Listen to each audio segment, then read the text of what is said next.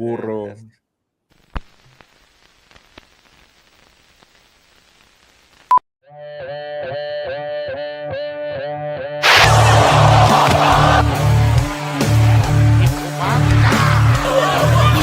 Here we are to talk about professional wrestling. Nobody knows the whole story, so I'll tell you. How about you, Jason? Oh, this is like a murder room. This is great. Lots of black sex magicians out there, right? And look down like, what the fuck? Oh, we're gonna just do it this way and nobody's gonna stop us. I want to show that a real champion has to do things for the community, for your people, for other women, you know? In this business, what you sell is emotions. If you manage to get people invested, you did it. That's for sure some videotapes. It's time for another MMM show.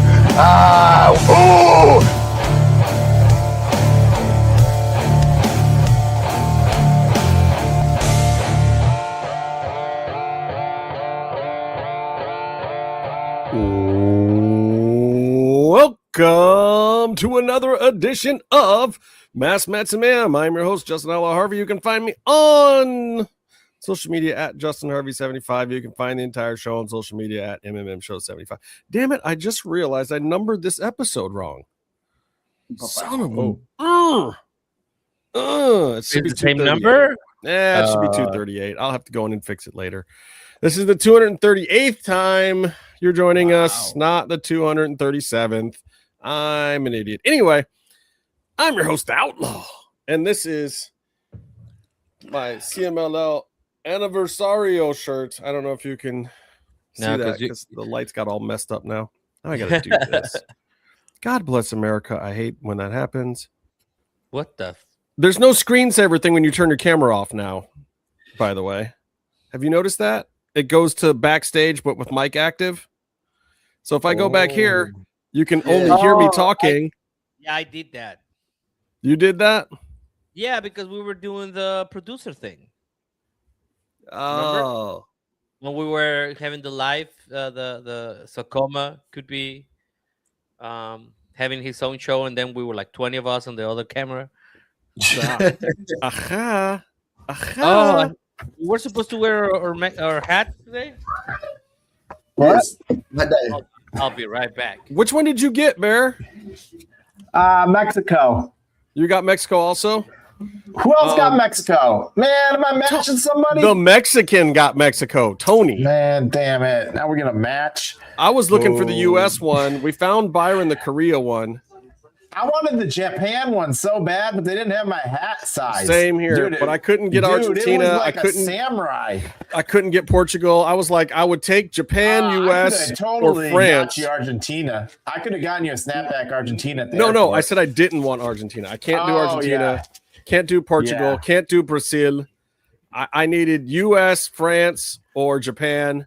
Couldn't find them. Yeah, we found Tony his. We found Byron Korea. Wrong one. Wow. Apparently, there was another lid store at that airport, and they might have had Korea or Japan. Wait, you got to open it now so I can see it. Yeah, that's nice. The Tigres. No. Tigres del Norte. Dude, Tigres. I saw it in Tijuana. And I was not gonna buy it, but I don't know. Then I touched it, and it's leather, and this is actually like air. That's like fresh, bro. That's air. fresh. So you use it today? No, not You can today, use it there. Yeah. because it's hot as fuck. Oh, That's a winter. special occasion. That one. Oh, Special usually occasion. winter time, definitely. Your mic sounds just a touch quiet, by the way, Tony. Oh, is it? Okay. Anyway, so for those who don't know, we were visiting Mexico last week. Bear and Byron and myself. Byron is not here because Byron got a job the day we got to Mexico for when we got back. What a big boy! Which is, it's a little bit of a problem though, because while in Mexico, what we happened to have done was shoot a brilliant documentary, and it's fucking amazing. We had some amazing guests. Tony, you want to tell them who the guests were? Because Tony was responsible for getting all of the guests. I got none of these guests. I felt indicted on that. Tony is responsible for all the. Yes. Yeah, well, so I'm first saying of it that way. So if the guests suck and you don't like who's in the movie, blame Tony. I don't know if that was gonna happen. Well, first of all, I would like to thank everybody at CMLL, from the front office to the people that serve you beer, the security guards. 100%. I want to thank everybody that's the ushers, everybody that works there. It were 100. I want to thank Marcos Alonso. I want to thank Marco Alonso because he kept the arena open for us way past his time. After a show, just so that we could film an interview with Thunder Rosa. But That's right, people. Listen to what Tony's saying. In the empty arena, Mexico, after a show, we got to use it as a set. So good. So good. Do you know how much it costs to rent Arena Mexico for an hour? How much does it cost? Do you know what kind of insurance you normally have to do an event in Arena Mexico for an hour? We did it twice in one day. Do you need to have? Also, I want to thank the one person that said yes before anyone else. He's the big honcho. He's the boss. El Jefe. Salvador 𝓸𝕄 was the first one to grant us an interview. I couldn't believe when they said yes. Tony, you have to center. Hold on, Tony. You have to center yourself. We can't see you on the vertical at all. It's been a rough couple of days. You're off kilter. Yeah. Well, Berk is not visible. That's very Bear like anyway. I couldn't believe that. Oh, whoa. That's kind of cool. Like, I like it. I dig it. It reminds me of a club that we went to. Very disco. Friday. Anyways, Salvador Alocado's room. He was. He's not real. He was. G'day, Goatsy. Because he did it first. Why is my chair so everyone else felt like they had to accommodate for us. So I will always be thankful for him to say yes. But then also we have Miguel Castro. You know, he is very instrumental in CMLL. He is new, kinda there compared to everyone else, I guess. He's making. But he works so friggin' hard, and he was the first one to be like, you know, I'm doing commentary, and I know there's stuff I don't know, but I'm smart enough to know what I don't know, you know, and I get excited about it, and I do more and more research every week. Like, that's what you want to hear from anybody in wrestling. Like, not that they're the best. You don't want to hear that all the time. What you want to hear is I'm doing my best. And that is a guy that is absolutely doing his best. Loved it. Yes. And also we had Hechicero, and then we had I like how he just brushes past Hechicero like it's nothing. Like the Undertaker of Mexico. Like the locker room leader, the top guy behind the scenes and in the ring, Hechicero. And he won. Dope. The bad son just. I think he will be fine if I just say it like he's humble enough that if I just say Hechicero, our good friend Hechicero, that it will be okay. No, but if we're gonna talk about Hechicero, it's I don't know. He's so humble. I don't know. If you Hechicero is everything you dream a luchador will be. There we go. Hechicero, it's the kind of person that you will hope that when you meet somebody that means a lot to you in Lucha Libre, it will be that kind of person. He's humble. He's accommodating. He is a fucking intellectual of Lucha Libre. That cannot be said enough. He is such a scholar of Lucha Libre. The way that he will let you know about how he feels about Lucha Libre and the things that he knows. I'm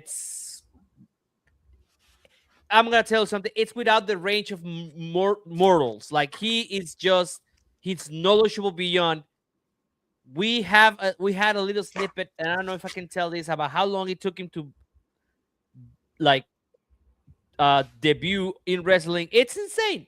That's what they say. The man that was born to wrestle. That's his moniker in the ring. And yes, I thought you were about to go to a clip. I wish you could.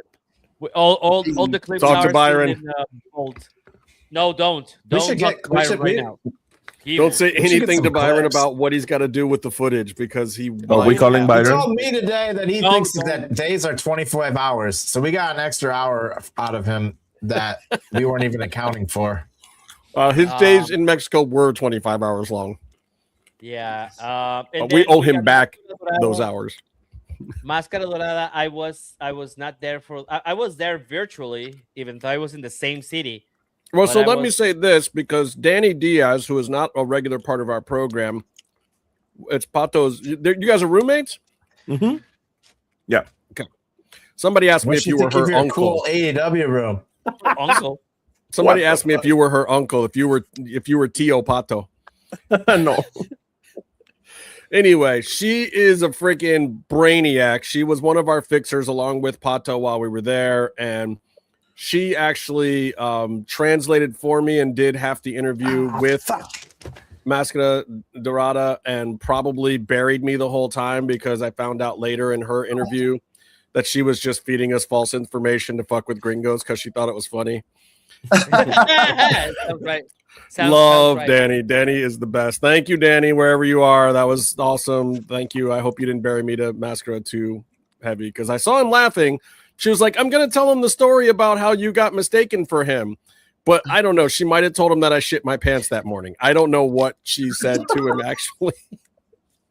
So I may have done that interview with her as a translator, or she may have looked at me and let the dumb American say some stuff and done her own interview. We'll see when I get the transcripts.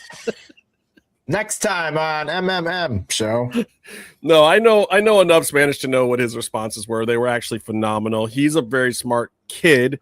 Also, this is not the Grand Metalik incarnation. This guy is the future of Lucha Libre at CMLL. And It is still the future that Salvador mentioned him by name during his interview.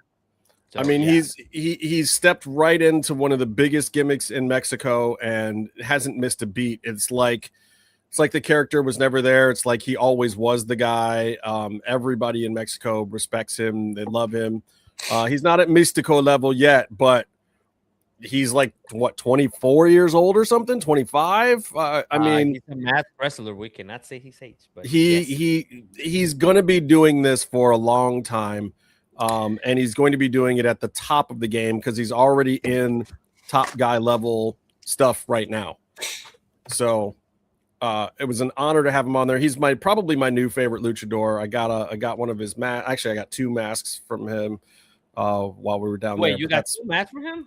Well, I got a mask from him and another mask at full price. I think Máscara Dorada was cheaper than the one that you bought off the street. Yeah, not really. Let's just say 600 is a good number, and one of them was in pesos and one of them wasn't.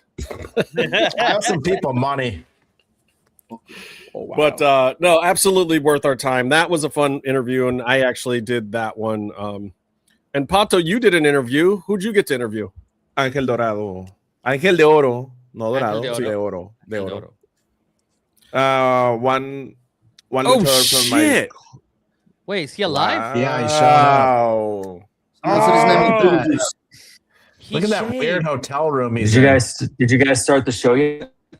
No. Yes, Dude, this is why? live. We're not on the air. You can say whatever you want. No, Are you, please. We're does not your hotel live. have a drop ceiling?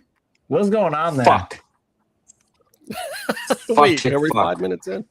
Yeah, we're more than 5 minutes in. Yeah, We were just talking about Pato's Oh, interview sorry. with You said I Ángel could say de Oro. anything I wanted. Oh, that was amazing. Thank you. Did you understand every word that I said? Of course. No. No. At least Byron's honest. Más o menos. Yeah. Good. Well, I did this interview in Spanish, but I'm hoping that you're gonna do a great work translating it. Oh God!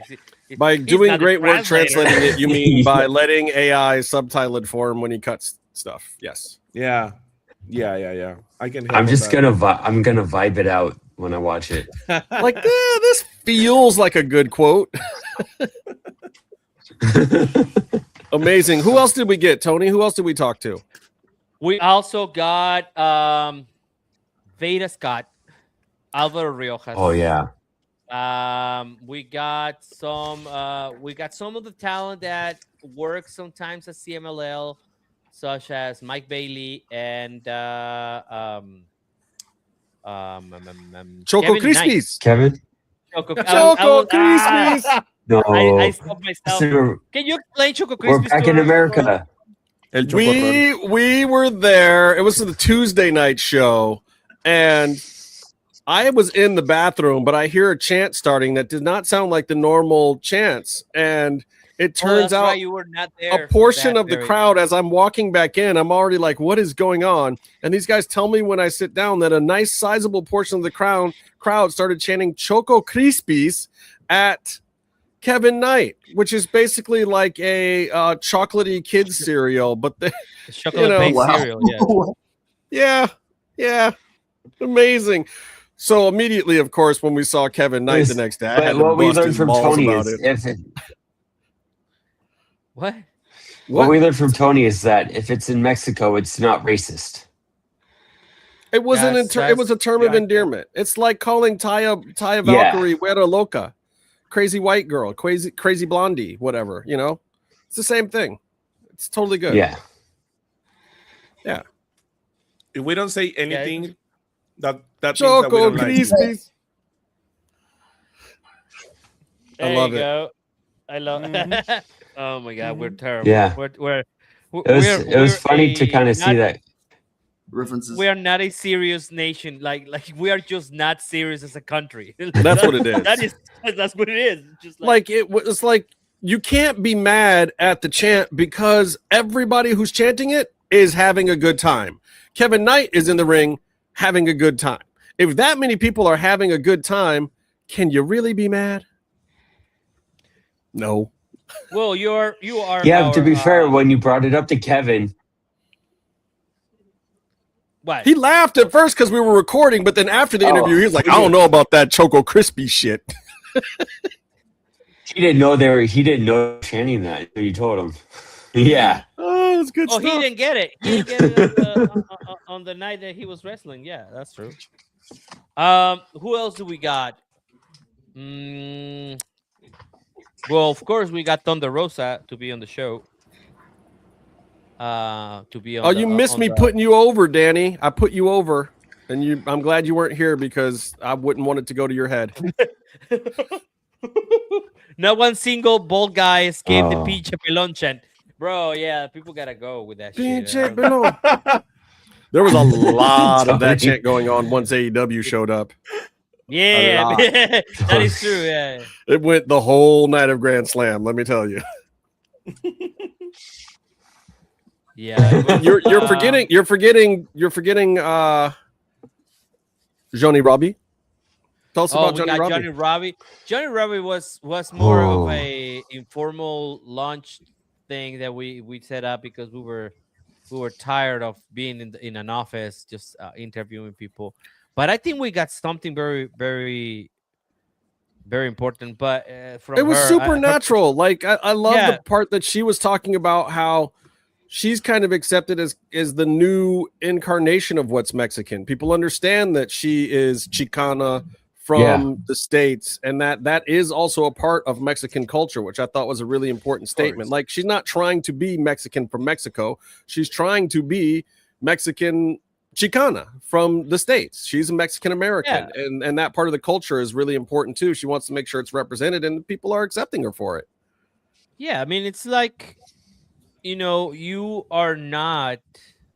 But well, if we get complicated, California was Mexico at one point, right? So a lot of people. I mean, only technically. the border did not cross them. You know, they got crossed by the border. Well, So yeah. what it he's was saying, first Byron, in is if you Spain. come up the Gulf of America and then you take a left into that other What is the portion, Gulf that of used to Gulf of be what? part of their. That's the joke, Pato. That's the joke. I know. No, Say I know. Gulf I of know. America. That's- You say what the fuck? You know. What is the Gulf of America? Anyways, So technically, Byron is Mexican. no, because Mm. he's from Yo, Connecticut. sorry. Yeah, he was a Yankee. He is the I have Yankee. lived in a few places, He but I was born in Georgia. so he the is state. he is both a Union and a Yankee. So Not the county. I played both sides, so I'd come out as the winner. both sides? What is that thing? that's a Wait, what do you mean he played both sides? Hold on. We gotta go back. What does that mean? We need to have a How do we full screen that? clarification on that. There we go. Everyone What? quiet. I want to hear the dog. What is it? Tissues in the back. That's weird. Dog, The how many dog- mayhem the dog- stories do you give They're Will all Ospreay? soft, man. They often soft. Give us your pop and drops. A labradoodle. Oh no, don't start that. Dog, give us your Pops pop and drops, guy. See how it's Byron's got a pop, I heard. Drop is people doing Pop. late night podcasts when she's trying to sleep on my bed. Pops, chew toys, drops, cats and mailmen. Well, this What is the okay. fuck? Cats and mailmen? Wait, what? Yeah, She for actually the loves dog. cats. Well, this is the reason why. This is the reason why it was so important for Thunder to win the Mexican National Championship. People are now talking can't read about that. it online. I Yes. know. Now people are talking about it. They're explaining what it is. You know, so that's why I'm so happy about it. This is also And why it was also- so important for Tony Khan to put her on TV tonight, regardless of whether or not she had a bunch of stuff to do in the storyline. Like, dude, when you got people from your promotion doing big things, just put them on TV. It's what we were talking about Tony. with the boxer guy. Big What's his things name? popping. Oh, God. Anthony Ogogo. Yeah, Ryan. go. Oh, It's just God. like just put him on TV, TK. Like put him Doing what? in a 0 hour. He's as good as the Doing Costco what? guy. No. Spotlights it. Why is Barry And Gringo and Gogo? also, I'm gonna call him right now and tell him you don't like him. That's not Oh, that I also- don't. I don't get it. You don't get you don't have to putting get it. Thunder on That's why you TV just put because on she's the TV. Mexican national champion. The boxer. Wow, I dude. can't believe you said that. Oh, Aloso. Anthony Ogogo? Anthony Ogogo's Yeah. great. I know. You keep telling me. I haven't seen him in like a long time. Yeah, he still works That's for the the company, believe it point. or not. That's the problem. Hey, He's what the time guy is who it has a. London right now? What time is it in But London? here's- It is 6. He's It's got an 8 hours from Instagram it sometimes. following, is what you guys tell me. He's got an Instagram He's following. an. Is he not an Olympic athlete? Hey, what do you mean he's got a great? He's a fucking Olympian with a gold medal. What the fuck? That is. And it's not even Yeah. it's not even just that. It's not even just that. He's got a great he's a personality. guy. He's a great broadcaster. He's really funny. He's handsome, and he's actually a But is decent he- wrestler. Is So he? what Last is time the I saw, point? all he could do is throw a punch. That was like all I could see in the That's last all time they I saw let him on him TV. do. He trained for like a year and a half solid during the pandemic. He had nothing to do but train wrestling every day. Yeah, If he comes he's in done a and lot he's better. a decent wrestler, I'm all about it. If he comes in as like an an attraction where he just punches somebody, that's just I don't know. I get Yeah, that. he can actually wrestle. First of all, also he's a fucking boxer, so of course he's gonna punch somebody. All right. Yeah, I understand that could be his finisher. I mean, the Big Show had whatever the knockout punch, but he needs to be doing something other than just punching people. No, he does. He does. He spent a lot of time in your honor and on Yeah, the he dark can shows actually and he wrestle. worked something We're out. gonna- He does. We're gonna But go the to thing London, and we're gonna have yeah, Bear and so No, talk no, shit this get dude- Bear in to trouble, him man. directly. Don't get we very in gotta trouble. just like when we had it's been some years. It's been some years. The last time I remember him, he was in the Nightmare Vortex. And it No, was just no, not don't remember working that. for me. Ellen. That's all Don't I remember remember of that. him. Don't. And Cody Rhodes Don't. got punched and had the fake blood in his mouth. It was like the first time that AEW did some kind of weird gimmick. Yeah, He's that got was like bad. punched I in remember the that. stomach, That and was- you're like, and Yeah, that was a bad segment. As somebody that doesn't know who this guy is, this is my memorable moment with him. And it was like Cody Rhodes spitting up fake blood because he got punched in the stomach. And I was just like, And they did what the fuck is going on? weigh-in in the middle of a ring, which is a bad idea. They need a lot of it people to was say, nuts. Cody, maybe this isn't a good idea. That was my last memory of him. This was also during the time when Big Swole had a major storyline, so just let it be what it is. So, all right, whose spot is he taking? The one other look, there's one other guest that we got in the movie that I really, really have to mention, and that is Tessa Blanchard. Tessa Blanchard, yeah. I gotta tell you guys, the interview that Tessa gave us, I'm going to say it right now. She talked about things that she has never talked about before. And you will have to watch the movie to see what those things are, because she actually gave an hour-long interview that pretty much went over her entire life and could be a Dark Side of the Ring or a documentary or a whole episode of Unreal all to herself if you wanted. There's a solid hour out there in this world just for Tessa if we can make it happen. It was a phenomenal interview. She goes through everything from childhood to growing up without Tully around to getting into wrestling on her own to all the controversies that she's been involved in, all the way up to coming to CMLL now a couple weeks ago, and comments on that you haven't heard anywhere before, and some of the real behind the scenes stories behind all of those things. And I'm here to tell you, we didn't even ask her half of those questions. Y'all know I'm a good ass interviewer. I asked Tessa 4 questions. She gave us 74 answers. And one of those questions was, "Hey, how you doing? How are you?" Literally, the interview started before the interview started. I'm just like, roll, guys, just roll, because she just started going. They're got to have his Netflix moment where he's micing her and she's talking like they do in the real movies.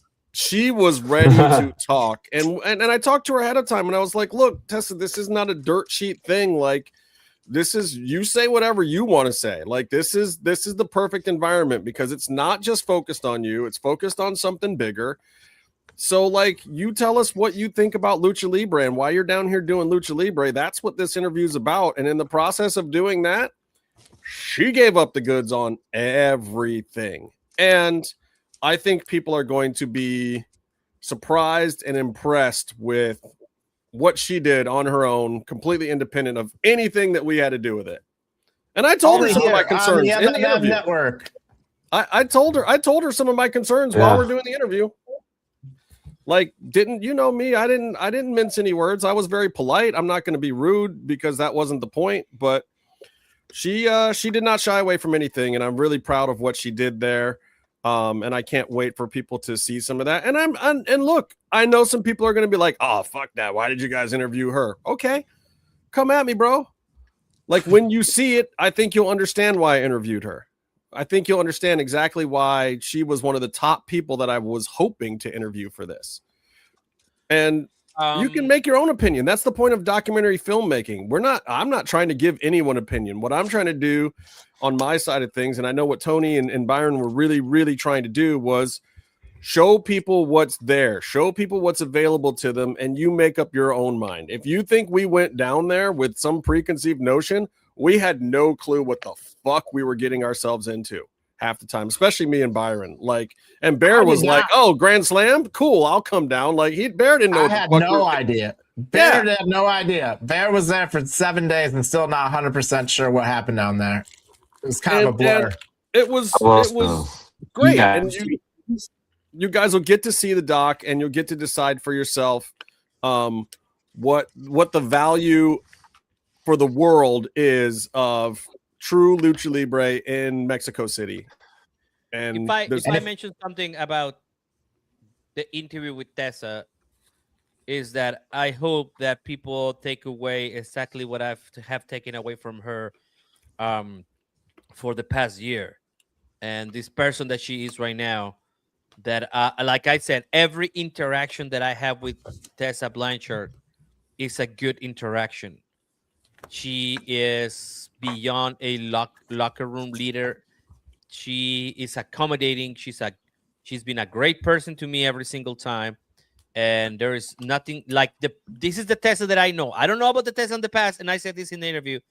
This is the Tessa that I know, and for me, she's been for a great person to be around when we are at CMLL every single time. And I am thankful to her for giving us and trusting us with this interview. And I hope that everybody sees the person that she has grown into. That's all. Yeah. And I hope everybody realizes that she knows the person that she was also. And she says it herself. But you have to wait and see it. So the moral of the story is Doc went great. It's in the can. I had some meetings today. I'm already talking to people about what we're going to do with it. There's a lot of options. After we're done with the show, I got to meet with Tony and Byron and figure out a couple or three things about it, because I got to figure out how to take some meetings that Byron doesn't have fucking time for. And Tony's a pretty damn busy guy himself. And also, this will get done and finished, I don't know, in 2028, because Byron has like 1,000 jobs now. I don't know if the industry is going to let us wait that long. So we have to figure out if the industry can afford for us to not wait that long, because if we have to, we have to. But we'll figure it out. But the good news is there's people already excited about it, and we're among those people. It was really, really a great experience. And there may be more in the future. Like, I don't know if there's any reason for us not to do this again other than time and money. And hopefully if this goes well, that won't even be an issue. But again, what is time and money? What do you mean? That's what you need to. That's what you need to make everything. Everything is time or money. Yeah. I look, guys. I had $0, and I've had a lot of dollars, and shit gets done regardless of either. So yeah, that's true. I had $0 when we did this one, and it still got done. Time is the most valuable currency, man. Time is the most valuable Byron's currency. like, fuck that. Do you guys know how much shit I just did? Hey, look, I'm not even going to bullshit. I'm going to go deliver. I'm very honest. I'm going to tell you something. Dude, look on Byron's face there when you said that shit. No amount of money. Like he saw Nam. No. No amount of money will have gotten us Salvador Luterot in the first interview. I can tell you this much. But my point to that is, you still need a drive to put the footage onto. Those cost a lot of money. It's funny right now because of what you're saying. You froze for most of it, so nobody knew. But you were saying something very important. No. Let's just assume he said some very important, poignant shit, and we'll just move on. What I was saying is, it's done, Byron. It's out there. We did it. We got it, bud. We appreciate it. Wait, I appreciate you. Mexico City have better internet than you right now. What the fuck is happening? He's in a fucking Days in New Jersey. I'm in a Days Inn in New Jersey. Like, lower your expectations. And what does Danny say about it? The power of love and friendship will take Coma and Meef to Arena Mexico in 2027. Meefloaf may debate it with you. Like, Meefloaf didn't even want us to talk about the trip because he knows he should have gone. But Meefloaf is scared shitless to get in an airplane. Danny, you got to start a Kickstarter.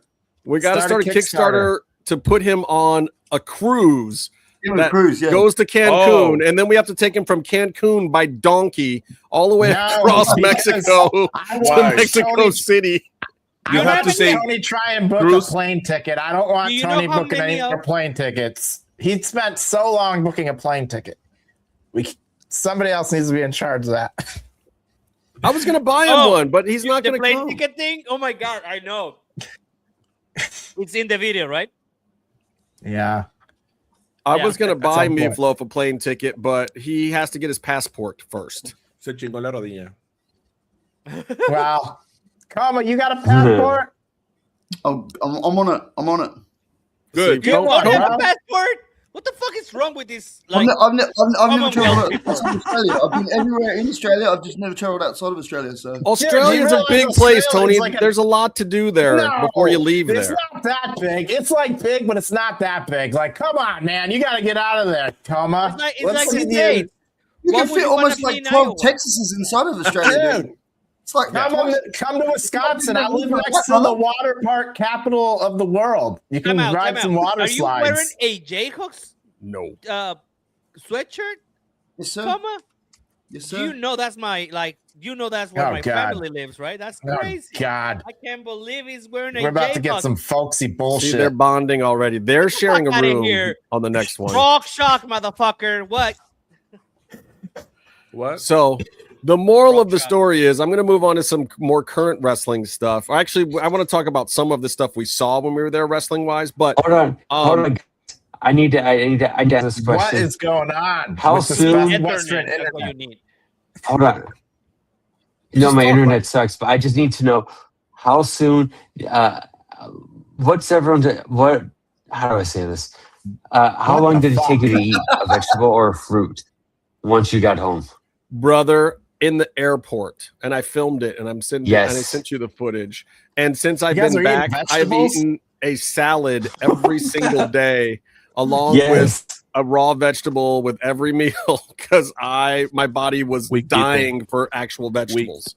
You guys gotta don't make have up for it. now, like we Chicken don't have nuggets. vegetables in Mexico City. No, it's not that you don't have vegetables in Mexico City. It's that I don't know the Mexican words for any vegetables. Salsa is a Oh, salad. broccoli. Salsa Tomato. salad. I got salads while we were there too. You guys saw me. I ate 2 salads while we were there. Two Yeah, whole really. hell. What the fuck is Justin doing? I'm also used to eating fresh fruit with every breakfast, and even the nice places Yeah. we went for breakfast didn't really have a ton of fruit. Everything was Well, you tried delicious. cooking though. Yes. yourself that breakfast that one day, though. That Where didn't do go you guys so well. go? Pato, didn't we have like every single breakfast we had? Didn't I always Yeah. go like, what do you have for fruit? Yeah. Every Yeah, time. but you Every guys are single bougie. I'm looking Bear for fruit got at a Taco beer. Bell. Bear was got getting a beers beer at breakfast. At breakfast. Listen, Oh, yeah. breakfast Be- beers, Breakfast lunch beers, Lunch M&Ms, breakfast lunch M&Ms. M&Ms, Oh, boy, beers and M&Ms, peanuts and beers, man. Yeah, Peanuts pretty and much. beers. Midwest All right, life. so we got to talk a little bit about Grand Slam from Mexico. I want to talk about that for a minute because it was a pretty good episode of Dynamite with a 54-minute overrun. Jesus Christ. that No, was a no, no. It was a pay-per-view. 2.5 hour budgeted show. I don't even So know it's why only why you keep going at that point and don't just go all the way to the 3-hour mark and be like, oh, 'Cause they sorry, had Warner to Brothers, get- we thought it was a 3-hour They had to get the impractical jokers on there. They had to get the one for joke. 6 minutes. They got the one They joke could in. do a whole segment. They did a whole segment. I bet. Now, somebody put on Reddit that they're just thinking about somebody's grandma like DVRing was Modern Family and then turning it on and seeing the fork spot, and I thought that was kind of funny. Oh my God. Me. That would be great. Well, That that would is be one of the main amazing. things I want to bring up about Grand Slam that we haven't had a chance to talk about here, which is Esto es Lucha chants in the main event of Grand Slam. Was that Lucha? Or was I mean, that's what I Mexico took away. Yes. just No, that hold on. happy to see some American wrestling? Because that felt a whole lot like No. American wrestling to me. America. What? America. I gotta say, Will fuck Ospreay, yeah. Mark Davis is what we're talking about, by the way. It is Yeah. like, there is this what is the name? Papa Subito. It was like when somebody becomes holy because there's people are asking for it. Like in Catholicism, if people in a particular place decided there was a holy event, it becomes holy because people are calling for it.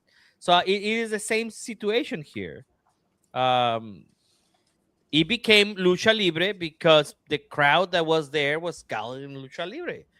And we have to understand, LA Park and Rouge got thrown out of that place because of a Lucha Extrema. So at least that's what the story. Well, a Lucha Extrema people where they were went into pissed business about got a for couple themselves. Shitty takes in before Tony came in with the awesome explanation. Like we could have got a couple of good shitty takes in there before that. I'm sorry, I'm too good at my job here. What the fuck is that? I mean, you can man? still throw in a shitty take right now. I mean, for me, that wasn't even the best match of the night. And if there was like any that were like truly kind of in the spirit of like luchador, it felt very similar. You know, that Bailey and Fletcher match really was amazing. Here's a point that I would sort of bring up with this. It's like there's this joke about someone says, I ordered Chinese food with my girlfriend tonight. Whoa. And then can you say that? the next day I ordered Chinese food again, and she's like, we can't eat Chinese food 2 days in a row. And you say, oh, people in China eat it every day. Like, do we have Lucha Libre to us in America is a specific thing that is different. Is how much Lucha Libre this spring is it the wrestling you watch in Mexico, you know? So like it can call stuff SOS Lucha because it is to them. It's not like it has for them wrestling has to be a Hurricane Rana, you know? Man, or a tope good or in something. there. Like, it's wrestling to them. Don't tell him, Bear. Just let it go. There was something good in there, but Oh no. Jesus It was a great Christ, point. man. Bear, do you want him to do it again? I think I got the gist of it. You know, he's like, well, to some extent, Was there's it? this interesting take that like luchador from like an American standpoint is like we get a very small dose of it on TV here and there. You know, like for a long time it was like Rey You just made him Mysterio. leave. Now he's going to come back with a better connection and try to do it all over again. Damn it, Bear, just let him go. Listen, he needs a better connection. We got to get there. We got to get there with him. Just let him do it. Who cares? He sounds like a robot having a freaking erection. Have you heard Meefloaf on this show? We haven't known what Meefloaf was saying for the last 9 years.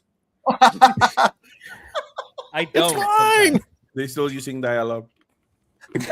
I mean, Bex kind of understands Meefloaf, but the rest of us are just like, yeah, dude, cool. Great. Let's keep going. Coma loves this show. To my point, it's like, you know, there was this comment, and I forgot who made it because it's been, for me, it's like 3 months have passed since we were in Mexico City. I'm not gonna lie.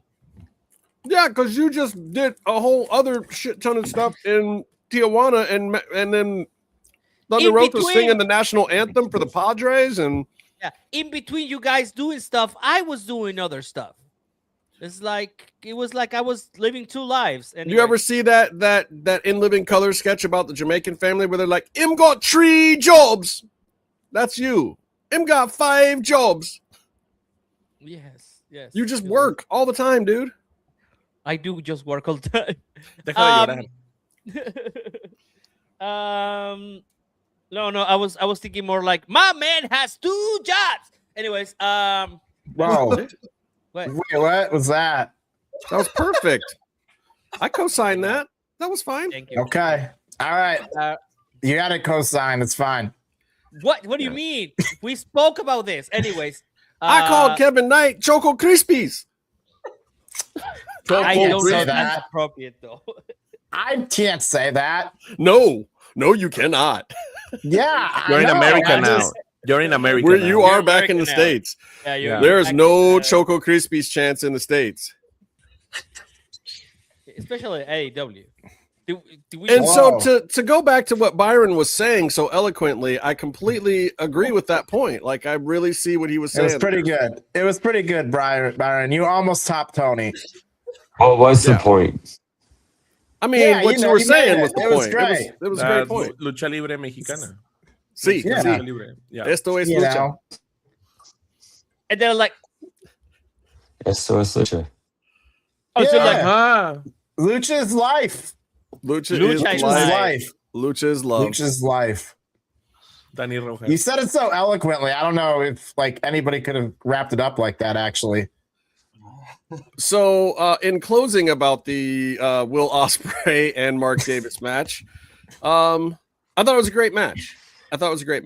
In general. Like, and whether or not it's Lucha doesn't matter because I think you're right, Tony. Is like the crowd loved it. We loved it. Grand Slam was really, really an excellent card, an excellent show. It was a fraction too long, Mr. Tony Khan. I love you, but now, what are you talking about? No, because we also went into Ring of Honor afterwards, and Thunder had a awesome freaking match after that. I agree. The Ring of Honor stuff went on a bit too long, but Dynamite was great. He was hyper focused. He's thinking other. Chill. And also huge shout out to Kyle Fletcher, who killed it with Mike Bailey and killed it with Dorada the night before, which was like same level quality match, except with another awesome guy. Like Fletcher is just like, and this is the thing I like about Kyle Fletcher. I said this when he was wrestling Mark Briscoe. He has learned how to do his style, but go to any other person's style. He's learned how to base for other styles. He's learned how to work with the little guys, the big guys, to do the Japanese stuff, to do the American stuff, to do the lucha spots. Like, he's just unstoppable. And, you know, before people were really getting into him here in the States, Byron and I talked about it, and we said he was the 12th best wrestler on the planet. And that was probably about top three. That was probably about 4 years ago. And we said that we're going to probably just see him climb up to being pretty damn close to Will Ospreay. And as actual in-ring wrestlers go, I think I got Ospreay, Fletcher, and Kevin Knight probably in my top 5 right now. Yeah. But I at least top 10. Takashita's in there. He's so Takeshita. Takeshita's in there.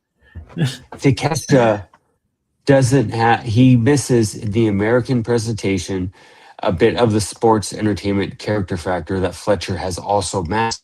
Correct. Oh, believe me, I'm not saying he's higher than Fletcher. I think Fletcher's might be number 1 for me right now, if I'm being honest. I've been a big fan of it. I've been a big fan of his for a while, and every time I haven't seen a bad Fletcher match. Has anybody ever been like, man, that was a bad Fletcher match? I don't think I've said that. And man, it's a treat every time he's in the ring. I want him to be AEW's Randy Orton because I could see it. You know, he's pretty damn close already. Good comparison. You know, and I think him and Callis are a great pairing. You know, he kind of like looks like Callis a little bit with the bald head and everything, and I love it too. And Callis knows when to lay back for Fletcher too, and like he'll say his 2 little things to introduce it and get a little heat, and then he'll just let Fletcher go without like stepping on it too much. It's good. They are a very good combination. You know, I think Swerve and Nana kind of have that thing too, where sometimes you let Nana do the heavy lifting, and sometimes Swerve does it himself. Like it's a good combo. Yeah. Oh, also shout out to Nana because he interrupted the Spanish promo. Oh my God! We can go right to talking about Dynamite tonight, because when Hangman Adam Page said he was about to speak Spanish in Las Vegas, man. I was ready to turn off AEW forever. I was and ready. Then I don't know why they're trying to make Swerve a babyface, but Swerve and Nana interrupting that totally put them back at the top of the babyface list for me. I was not a Swerve fan this year or where his character's going, but now Swerve is one of my guys because he interrupted that promo. Swerve is always one of my guys in my heart. Swerve. Well, how are you going to feel when the New Day man. when the New Day becomes his partners? He's are you top gonna 5 too? Are you gonna like the Swerve Day? Are you gonna like that? Is that gonna be your thing? We'll see what happens. We'll see what happens. I don't know, man. Like it's a new house. Yes, it is. If there was any guys that were coming over to AEW right now, like New Day is Tuesday. Thursday. Tuesday. It's a new house. No, yes, it is. They're going to bring in New Day and partner them with the Hurt Syndicate and Private Party. No. Hurt Syndicate's working with Shane Taylor Promotions. You missed Collision. And Shane Taylor Promotions. They're going to put them all in the same segment. No. That's not how you get black on black crime. First, you put Swerve with the New Day, and then you make them face off against Ricochet and all those guys, and then they fight Bobby Lashley and Shane Taylor and all those guys. That's how you create black on black crime in AEW. Why? Because the light skin. We're not trying to create that. But why? No, they're trying to copy I can WWE with what they did with all the Mexican guys when Santos was still there. It's AEW's version of the LWO versus the LWO versus the other LWO. And I love how. But how you gonna put Kofi in a segment where he has to break into someone's home? Yeah, Kofi can't do swerve shit. Actually, to be fair, I don't know. It'd be great because guess what? The alarm could be on the floor, and like he'll never touch the floor and set off the alarm. He'll like go from the ottoman to the coffee table to the fireplace, and it'll be great. And you'd have Austin Creed in there being the nerdy guy that's kind of like, guys, we shouldn't be doing this, guys. I mean, let's be honest. Let's be honest. When Austin Creed comes to AEW, he will wrestle 2 matches, and then everything else he does there will be playing video games in the back with other guys. That's what I'm saying. That would be hilarious if they were breaking into the house and then they got to the room and Austin Creed was already there playing video games. They're like, "Oh, it took you guys exactly. Book it. Exactly." And then Hangman can burn it down with them in it and put a cross on the lawn. We're gonna get a segment where Austin Creed and Kenny Omega play Street Fighter in the middle of a ring together. Yes, in an arena. No, don't in a 50,000 seat. Don't talk that into a thing. What do you mean? That is the thing. That's totally what's going to happen. Why do you think he's signing with AEW? Austin Creed doesn't want to wrestle. Austin Creed never wanted to wrestle. I think I think there'll be a great signing, but also a lot of people are going to be great signings. But is there going to be room for them? No. Or there's not going to be room for the Rascals. No, I love the Rascals. I just did that to make Bear angry. Bear, where's your Meefloaf? Oh, and also, where's your Meefloaf mask? What? Your Meefloaf mask. It's in the other room. Meefloaf isn't even here. How are we going to torture Meefloaf? He's not even here. Then Bear's got to turn on real lights. All right. Before I go back to CMLL from last week, because I do want to talk about the Grand Prix a little bit, but we're already on Dynamite, so there's no reason not to talk about it. I heard this was Meef's favorite wrestler.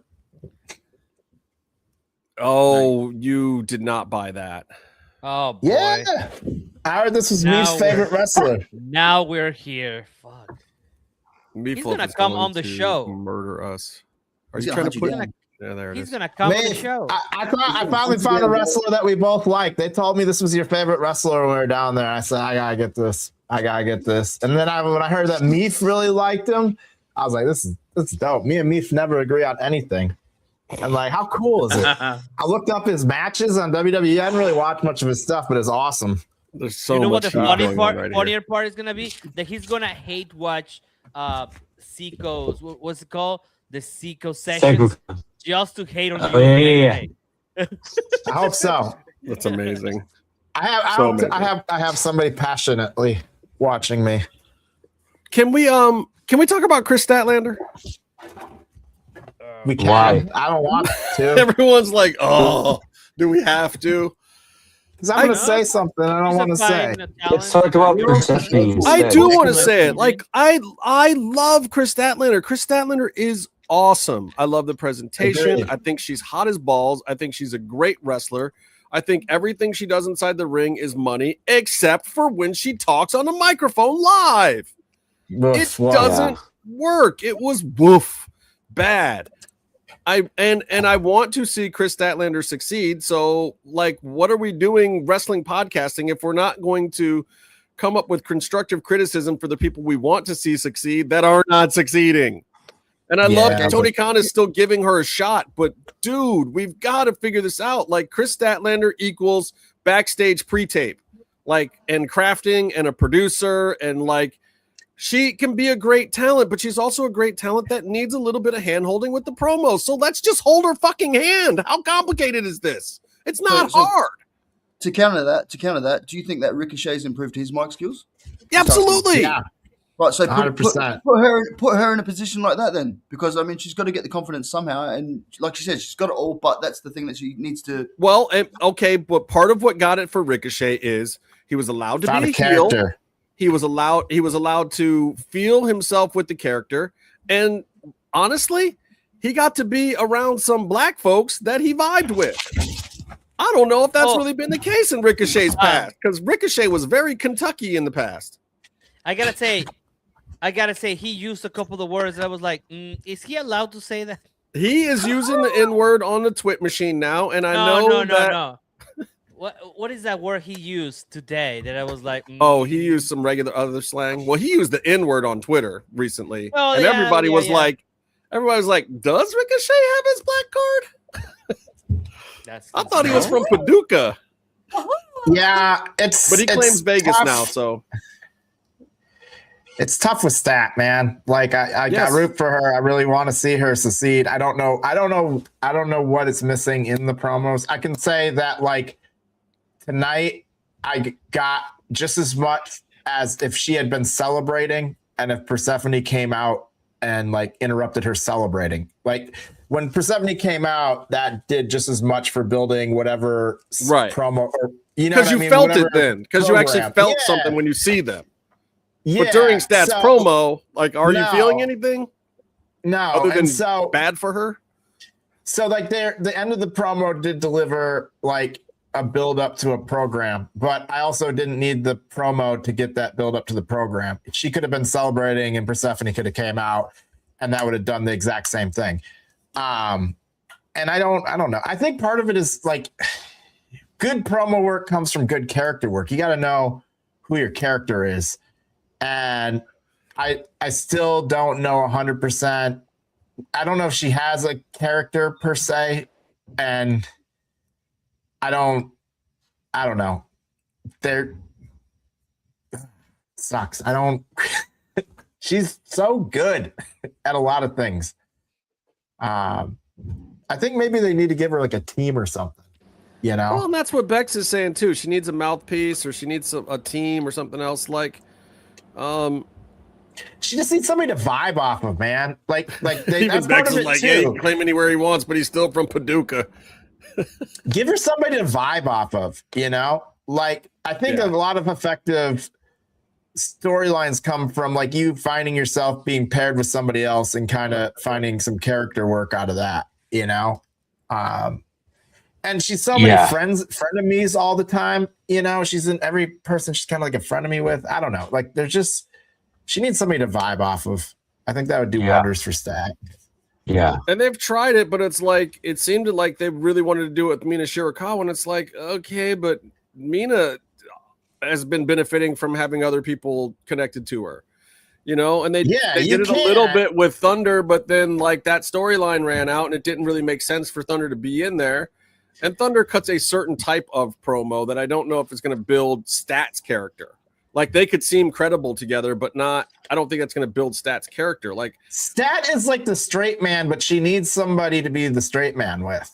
Like, well, and she had Willow for a while, but I didn't think that was that good either. Because it can't be Willow. It could maybe be Harley. Paid off. It could be Harley, but there's got to be somebody else on the roster that they could play that with. You know, somebody a little bit crazy. You know, Harley's good, but I think she's out doing some other projects and nursing a couple of small injuries. And I don't think Harley's necessarily the one that I'd like to see them elevate somebody like what's her name down in ROH, Billy Starks would be great. Big Billy Starks. Billy Starks and Stat would be great together because they're both kind of nerds too, and they could actually there's something there. But Billy has Athena for that. Billy and Athena are kind of already that. I know that, and that's why that's how I know it would work a little bit. You're not wrong. You're not wrong at all. And I could see that working really well, actually. But she just needs somebody to play off and be the straight the straight man in a comedy act would do wonders for her. You know, the Drax in Guardians of the Galaxy. Yeah. I could see that. For Big Al from and she could play that too, because believe it or not, Stat is fun. Stat is a fun person. She has character in life.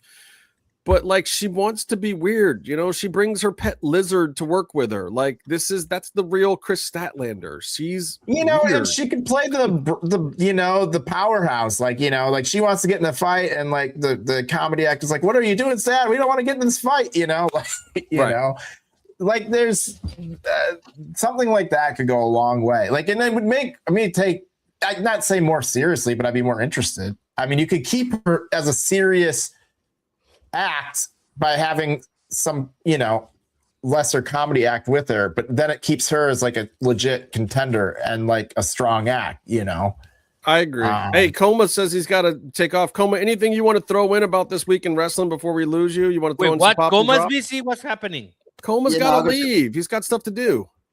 Gonna take my daughter got places to be. My daughter doesn't know it, so yeah. No, I just it's good to hear what you guys have created and actually get a bit more, more of an idea about what was going on over there. I know you were doing your documentary and stuff like that, but it's good to hear what's actually come out of it. So, yeah, we're happy to find out what we were doing too. Have you still got your kidneys, mate? Yeah. I won that bet. I forgot to check. No, but bless up, guys. It's what have I got to say about wrestling? No, I've just enjoyed what I've watched this week. Nothing really sort of stands out too much of a highlight, but it's going to be interesting coming up to All In with AEW for sure. I have enjoyed the WWE broadcast a little bit more than what I generally have. I did raw dog it with Coma and Meefloaf on Monday, and we didn't destroy it. I can't say we lauded it, but we didn't tear it apart either. It survived for what it was, yeah. Yeah. But deuces anyway. I'm out. All right, have a good one. Get your daughter there safe, brother. Always. Later, Coma. Bye, Coma. So, I mean, that was the stat thing was a little weird. I gotta say this. I don't want to toot Tony's horn too much, but I got to give big props to Thunder because I know doing that national anthem was another bucket list item for her to check off. She did all the media, and it's still making the rounds from winning that national title, which was a week and a half ago now. That was the first thing that we saw in Mexico, and the media is still coming from that. The Friday night match was freaking one of the best tag matches since her and Holidead were doing Twisted Sisters, which was Tessa and Thunder versus Persephone and Olympia. Yeah, the one at Grand Prix. Because there were 2 Fridays, so no, the first Friday was her doing the national championship and winning the belt, which was an okay match. I'm not gonna say it was something that it wasn't. It was fine. It got her the belt and she took care of it. I don't know if that other young lady was really excited to drop, but it happened, and everything after it was gold. The Friday Grand Prix match, though, was great. And I saw Lucha blog today was posting, like, you guys keep telling me there's some kind of feud between Thunder Rosa and Persephone going. They don't even face off against each other. Well, Lucha, they faced off against each other on Friday. And yes, there has been a little something brewing. And no, it hasn't come completely to fruition yet. But, we'll see. Like, CMLL doesn't really work that way. And there's been a couple times when I think they've even been in trios together and whatnot. Like, they're getting Thunder in there and used to the whole thing. And now, CML is not a huge storyline promotion, but I mean, if they have a feud, they'll have a feud. I have to interrupt a little bit here because Tony. Thunder arrives to CMLL and there's nothing going on there, right? She just arrives. She's a great signing for the company. Being an Amazona, learning the ropes. They put her in different teams trying to get a feeler of what's going on, and eventually things start brewing because of course Perse is a champion, and they both have belts now. Yeah, well, now they both have belts, so I guess the natural progression is I have the national championship, which is so important. If you don't know the history of the Mexican women's national championship, it is the second oldest championship in the world for women. It was deactivated for a long time because women were not allowed to wrestle. So this is the moment. This is the moment that cements Thunder Rosa as a Mexican champion, because only if you are a Mexican national you can wrestle for this one. Now she's the champion. There is undeniable that she is a Mexican-born champion, and only Thunder can have the NWA championship and this one because she's the only one who to ever win the NWA Women's World Championship. So the natural progression is now that she has this, and she will be a long reigning champion on this, is to get the CMLL championship. Right. And of course, Percy is like seeing that. She's seeing all the exposure that Thunder's getting. She is a Ruda. She's probably a little like, F that girl. Like coming into my spot. Like they were probably cool before, but you know how wrestling is. Like, you know, tensions rise, and there's another champ there, and she's probably looking at Thunder like, I'm gonna try to put this woman in her place now before she comes after my shit. So yes, Lucha Blog, I'm telling you, it is brewing. It is on. You know, we'll see what CMLL or AEW decides to do to book it, because they both work at both places now too, by the way. So I think you've got some interesting potential there. So everybody go harass Lucha Blog and tell them like, hey, brother, we want to see this, and it is just getting started. So keep your eye on it and report back to us and tell us all the cool shit about it as it develops. We saw Rob Viper was down there on Saturday.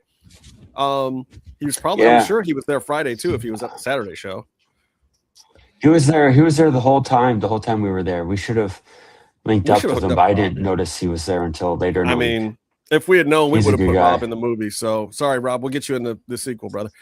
But anyway, like I thought that was interesting. But the other thing I want to say is we have to give props to Thunder too for a lot of the documentary stuff, because she wasn't necessarily actively trying to help us make the documentary and everything, but her existence alone made a good portion of this documentary, either through her connection with us or with Tony or knowing Pato and Dani now. And, you know, a lot of these people know her and are connected to us through that. And so big thank you to her for being a part of this too. Just a banner week for her and Tony and Andreas and their whole team with the various appearances. And Tony's making a documentary with us at the same time as running Thunder all over Mexico. And there were two completely separate things. Not a conflict of interest for him, completely different things. He would deal with the Thunder stuff first and foremost, because that's his paying client. And then he would come and make the documentary with us the second he could get away. And it was actually really cool just to know that like so much stuff was getting done. And her storylines in both promotions right now, I think, are perfect for where she's at. And then she got to sing for the Padres. Crazy. She's been trying to do that for 3.5 years now. And in between the Padres singing and the other part, she did a meet and greet at an oncology, what's it called? Pediatric Oncology Center. Right. In Tijuana. Pediatric Oncology Center. Yeah, Pediatric Oncology Center in Tijuana. So that kids with cancer. Oh my God, I have a story. I'm gonna tell you off the air, but we're making a what's it called? A kid's wish, make a wish kind of a thing. It's gonna be beautiful. I just remember that right now on top of my head. It's that the whole story is crazy. The kid has been cancer free for 3 weeks, and we're gonna take him to Arena Mexico in September. Oh, that'd be cool. Yes, so with his family. So yeah, it's that I was like, oh boy, I was like, no, you know what, mijo, we're gonna take you to Mexico to watch some Lucha Libre. Well, kudos, just a banner week for you guys, and I'm loving the stuff that we're getting on TV. I like that they threw her into that storyline today. It made sense to me. I like that, and especially if they're going to branch off into some Percy stuff, like I'm here for it. I know Meefloaf, I'm sure, or would not. Meefloaf would say it was stupid. Like I think that, you know. But sometimes you got to do that. Like when you know the personality clashes are coming up, you just put somebody in a storyline and you make it happen. I don't know if I'm sure you have more insight behind the scenes, but you know, I saw a couple people saying that it was random that she was there. It didn't feel random to me.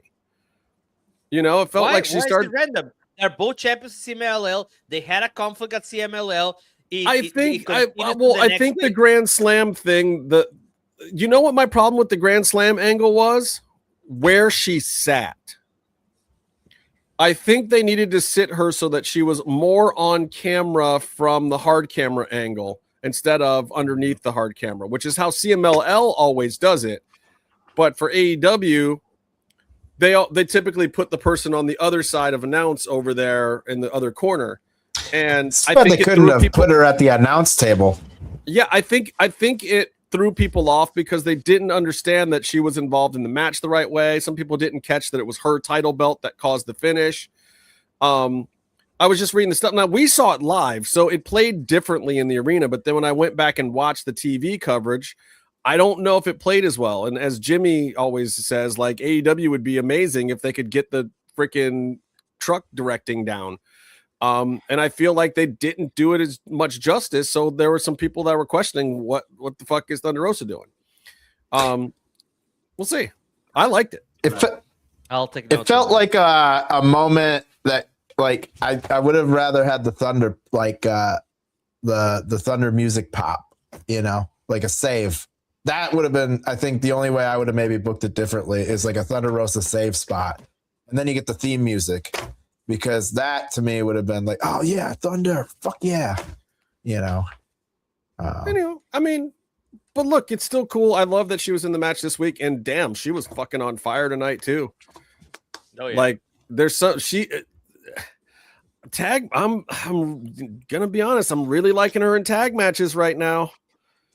It's really giving me that old Twisted Sisters vibe, and I had forgotten just how good of a tag wrestler she is when she's really into it.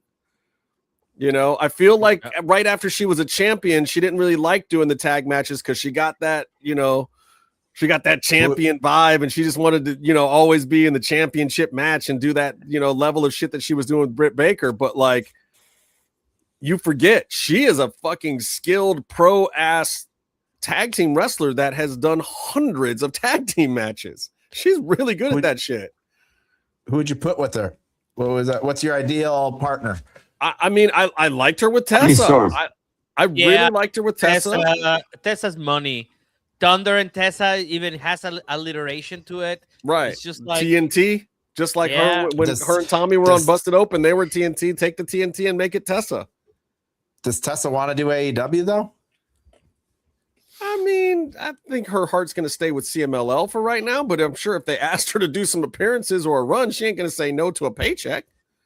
Yeah, she's dumb, but she ain't stupid. She seemed pretty just like into the CMLL thing right now. No, I think she's very comfortable where she's at. I don't think she has aspirations of doing that, but I think if they called and offered her a paycheck and CMLL was cool with it and it didn't affect her standing down there, I can't see her saying no. Yeah, but I don't think she has some aspirations to be some big AEW superstar or whatever. I don't think that's where her head is right now. Maybe it is in the future, and the future could be 2 weeks from now, man. Wrestlers change their mind pretty damn fast, especially when people start talking money and exposure. Like, that's just real. Like, Tessa's not immune to advancing her career. I think she just likes where her career is at down there. And same with Thunder, you know? Anyway, I just wanted to give you guys props because thank you. Just going through my mind in the last week and a half, the amount of stuff that the Thunder Rosa product, which is, you know, several people. It's not just one person. Like, Melissa is the person that has to go out there and live the character and be the gimmick and everything, but it is a brand, and there's just so much going on in that brand camp that you guys got done in the last week and a half that is absolutely fucking incredible. And also she helped us out a lot by getting us, you know, a lot of ins with the doc. So we got to say thank you for that. As I said before, I don't have a lot to say about WWE this week. They didn't fail. They did okay this week. Actually, I thought they did pretty good. Yeah. I got stuck on a plane watching them. Okay. SmackDown. Bear, ladies and gentlemen, breaking news. Bear has thoughts on WWE and is not cursing me for bringing them up this week. And he watched SummerSlam. I did. He did. We all saw that. We all watch SummerSlam. And also, I have much more I say reviews on something? SummerSlam than I do on SmackDown. I know we were super busy trying to get everything else accomplished at the same time we were watching that. But boy, it was fun to watch wrestling it all together in the same room. Yeah, it was cool. Like I wish we could do that more often.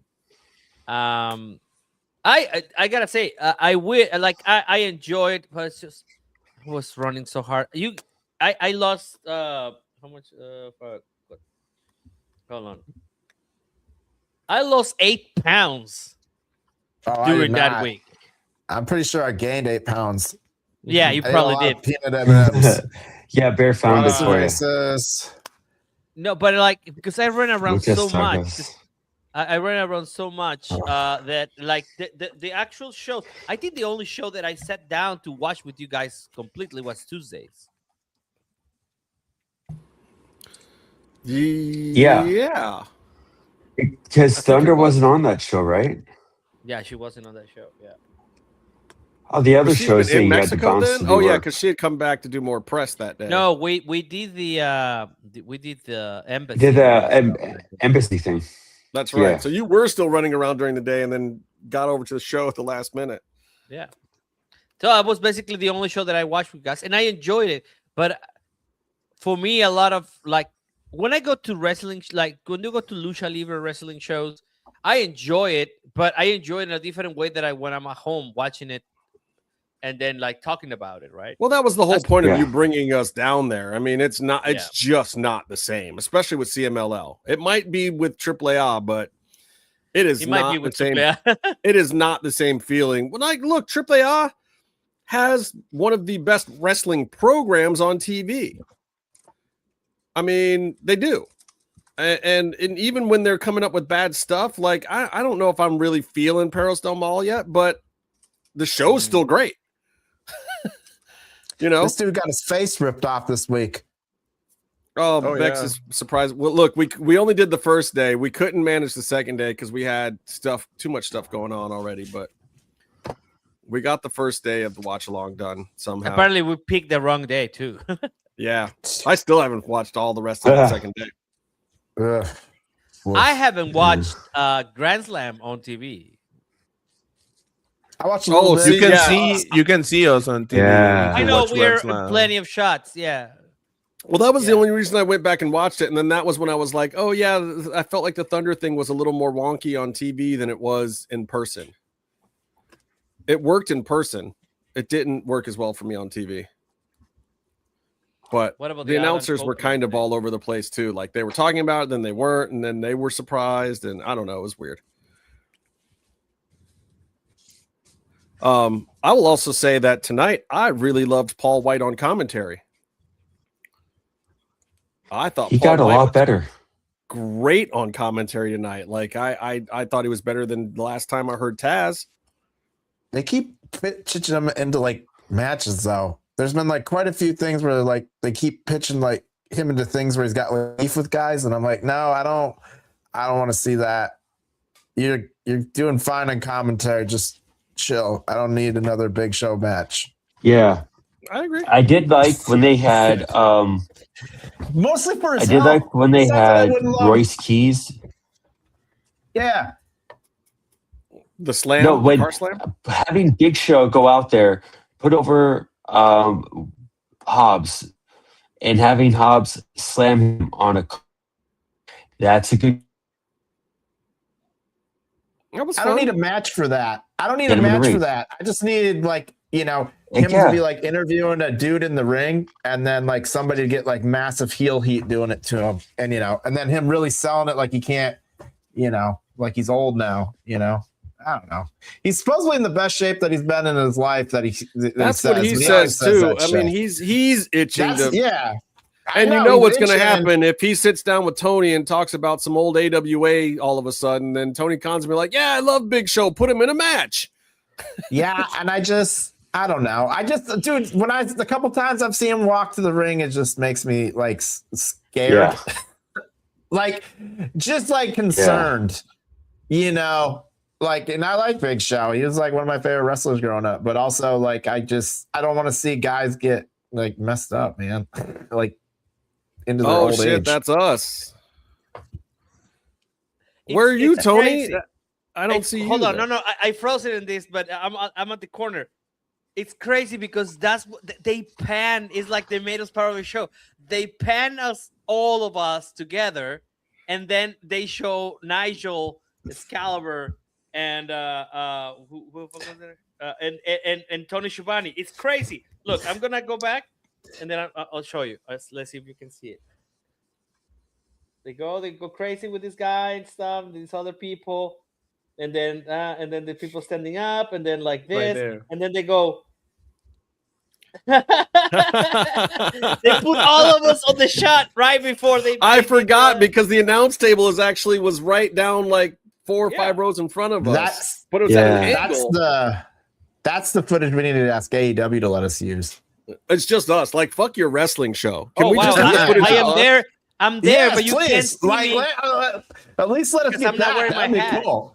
Oh, you're not wearing your cowboy hat because you can't be rude. Yeah, you can. Somewhere,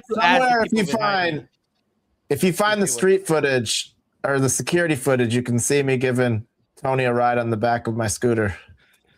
Okay. In a cowboy hat. You can see him with This his Tony, cowboy not hat Tony there. Khan. I know you all thought that Bear was giving Tony Khan a ride, but no, it was Tony Allen. Monica he's got his and own. I are in the whole thing the whole time, right on the shoulder, like on the right Speaking shoulder of which, Nigel. you know, I didn't put Monica in the deck, and I was going to, and then I didn't know the best way to put her in the deck. So if you want to add her to the deck, you have to add her to the deck. Tony, yeah. how do we add 'cause, Monica to the I deck? do want to have a stable marriage for the rest of my life. So Okay, maybe we don't add Monica to the deck. Oh wow. What was I just gonna say? Okay, so I want to do pops and drops, but I want to do pops got and drops Mexico edition. Can we Oh, do but our I don't pops and have drops one. from Mexico? Yeah. What Can I was do a your- regular Yeah. pop? Yo, yeah, get it in, get your shit in, brother. Oh, dude, Zilla. Yeah, that was tight. Don't follow the rules. No, Zilla was tight, man. You think so? I'm worried about I'm Zilla. pro He's been WWE. real sloppy in the indies at times, man. Real yeah, sloppy. but like Yeah. charisma off the chains. I There's don't charisma. disagree with that. You know, and Thunder was the one who actually told me that she really liked Zilla for his charisma and thought he would be a great NXT addition. Because I've never met Zilla, I don't know him, but she was just like, yeah, this dude like. But NXT is the place to be if you're talking about all the stuff that you're talking.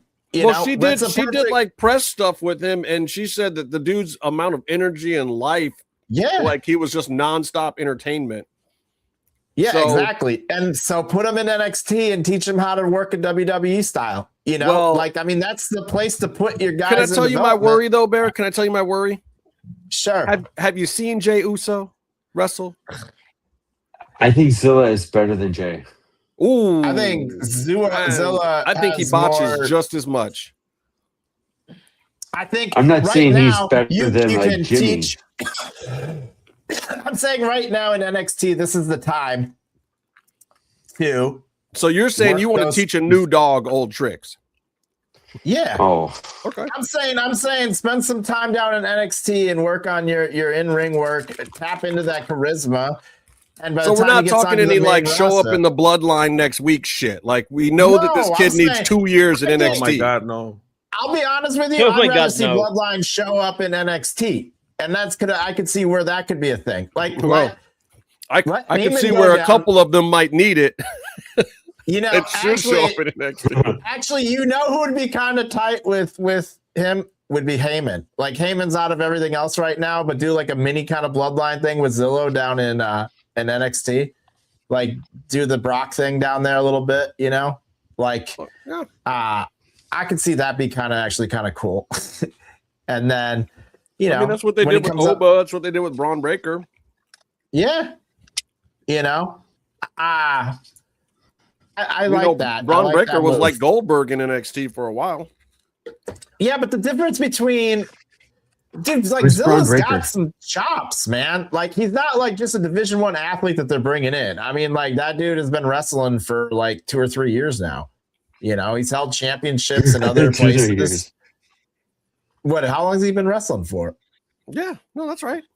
3 or 4 years. 2-3 is not a long time. Post-pandemic. I mean, it's more than some people have. You know. Okay, it's more than I've been wrestling. I mean, it's more than Trick Williams when he got to NXT. Yeah, that's what I'm saying. In a development brand, like he's got like a little leg up on some people that are down there. You know. Kendall Gray. I could see him excelling Kendall in Gray. NXT. What's taking so long to do something with Kendall Gray? Because she's brand new. Question. She's totally green. She's great though. She's a natural. But like, give her some time. Okay, but is current Kendall Gray worse than Sol Ruca? Yes. Disagree. Yes, I think she is. I think she has a much more limited move set. I think she has less ability to control the crowd than Sol Ruca does. I think she has less ring awareness, and I don't think she could work a big ring either. I think she could learn it very, very quickly, but she's still, I think she's still learning some basics. I think she's still expanding her move set. I think she's still learning how to work the crowd. And I think putting her with Ren Sinclair, who is an indie darling for a long time, she's great. Is really helping her by leaps and bounds. And I think she'll get there. I think she'll get there in the exact same amount of time that Sol Ruca did, which is 2 or 3 years. I think she'll do better because Sol Ruca didn't adapt to the jump, and I think Kendall Gray will adapt. What we saw from Sol Ruca this past week was pretty good. I don't know if you watched Raw this week, but look, I think Sol got her hands slapped. I think the team is working with adapting her style for the bigger ring. They did. They put her in there with Roxanne Perez, who was more familiar with her this week. It was a tag match, but she was able to do the Soul Snatcher much better. But Roxanne knew where to be. She's not standing in the middle of the ring with Sol trying to jump 20 feet to fucking catch a Soul Snatcher, and then somebody having to jump into the move. She was right there at the corner, looked fucking great. Everybody in the crowd was impressed. The whole match went off 10 million times better than everything she's done the rest of this calendar year. I do. My only critique of that statement, but my only critique is didn't know if I watched Raw, and I'm pretty sure you know if I watched Raw. Agreed. Gotcha. Yeah. Makes Hello? sense. Are you guys we're on? still here. We're good. We're good. Yeah, we're still here. It's fine. That was a great point. Your internet is all weird tonight. I know. No, dude. I was all saying, of our internet is you so said you bad. didn't know if I watched Raw. Huh? And I'm saying I think you did know if I watched Raw. What? You guys need to pay your internet bills. The infrastructure in America Man, is did they put baffling. you in like a Best Western? Like, what kind of shady ass internet are you on? Where? You're I'm at at a a Days Roof Inn, Inn? New Jersey, dude. You're in a Red Roof Inn? They You're put a you Motel there? 6. Don't lie. You're a It's Motel Rape 6 Roof outside Inn. of Springfield, Missouri. No. Econo Lodge? Best Western. Is the door to your hotel room inside a building or outside? Judging No, by the it's internet inside. outside. It's inside. Are you in one of those weird hotels where there's like an indoor pool but no exterior windows? Tell They Sally Ann run I'm our going to have hotel my internet agent call off the her manager's tomorrow. hotspot. My agent's going to call Sally Ann tomorrow and make some arrangements for you, Byron. We're going to get you upgraded, bro. We're going to have I bet you can run it off. We're gonna your give you a hotspot. hotspot. Yeah. Have you ever probably have a heard It would be hotspot. better if I ran internet this off my cable? phone. Yeah, I know. That would be better if it was off my phone. I don't know if that'll charge if that'll be too You have much. Verizon's though, don't you? On my phone, Verizon though. will charge I you don't by know. the second for hotspot, won't they? No, you get an X amount of hotspot. I think, unless you guys I have am to Mexican. You guys now. give They me don't charge hotspot. you. I got 50 gigs a month, I think, of hotspot now.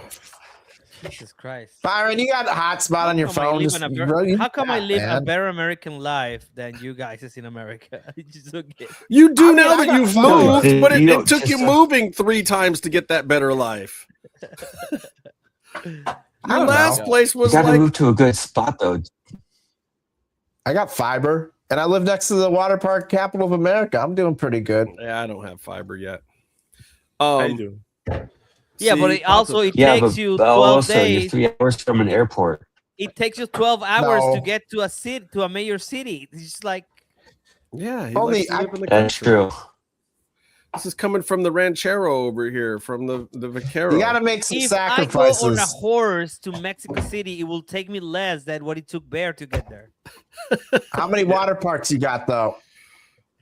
We don't have water, let alone water parks, man. Parks, yeah. Like who's going to Mexico saying, "Let me slide around in the water"? It's like going to Flint, Michigan to go canoeing. It's not. Have you ever been to Cancun? Anyways, let's Truth. Cancun is real, but is Cancun really Mexico? No, Nickelodeon. it's not. No, it's not. Cancun was invented for you guys. Thank you. They show. It's awesome. You guys did great. I have no problem with it. Cancun's amazing. Four different spots. I appreciate your work. You know what Cancun is to me? It's like somebody made Florida, except they didn't fuck up. I like Florida. No, you don't. Pato, no, you don't, Pato. Yeah, no, you don't. He likes Orlando. That's all. Bad Pato. Orlando, Bad. even Orlando. I lived in Orlando. Like, no. Is that where you live? You live in Orlando, right? Full Sail's in Orlando. I went to Full Sail. I was there for. Pato lived in Orlando, man. Yeah. God, no, and there's a lot of Pato, things I liked about Orlando, but you know what the best thing about Orlando was? Going to Cocoa Beach or Cancun. Maybe. That was the best thing about Florida. Cocoa Beach. Yep. Cocoa Beach was my spot. Yeah. I live in Disney property. That's why I like it. That's Kissimmee. That's not technically Orlando. Yeah, you're right. Kissimmee. I didn't say Kissimmee sucked. I said Orlando sucked. No, actually, I had a good time in Orlando. Orlando is one of the better cities in Florida to me. Not a huge Tampa fan. Byron disagrees. Miami is. They don't even have a hockey team. Miami is Miami. It's so hard to deal with. They have hockey. They have 2 hockey teams. You know what? The hockey players in Florida are way better than I expected. I didn't say they didn't. I said they didn't have one in Orlando. Pato, I need you and Dani to come with me to Miami and be my fixers, because maybe I'll like it better. Okay. No, people walk around with snakes in Miami, man. It's fucked up. I don't need that in my life. I like Miami. but imagine what the Dannies would say to somebody with a snake on South Beach. Pícale. I don't know. See, this would totally work. Yeah. Get away. Get away. Get away. All right. So that was your pop. What was do you have a drop, a regular wrestling drop before I get into last week in Mexico? Oh, no. Okay. No. So we got to do Pops and Drops Mexico edition, Gringos and Luchaland edition, since we're all the cast here. What was your least favorite thing that you saw while we were in Mexico? Wrestling related, preferably. But I know Byron won't stick to that, so I try. I know it's hard to think about too. It's like, but what was kind of meh? I know. I'll say something. I got one. I'll say something, and I made a noise first. Yeah, no, it's cool. I was just saying I have one now. No, I don't like. I get why, but I don't like that CMLL. Okay, they don't want a bell before and after the match. Fine, but they don't have a signal that says the match is over. They could choose a different thing, and that. By the way, the whole Bandito Silver whistle for the second time. They use the whistle. Whoa, buddy, hold on. What were you trying to sing there? La cucaracha? La cucaracha? Really? I started it.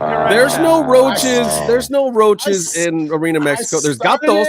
And then I stopped. I said, no, not going there. And then I tried to transition it to a different one. When I'm and I didn't know where to go. I gotta say something. I wish I had recorded it because it would have fit with my time in Wembley Arena.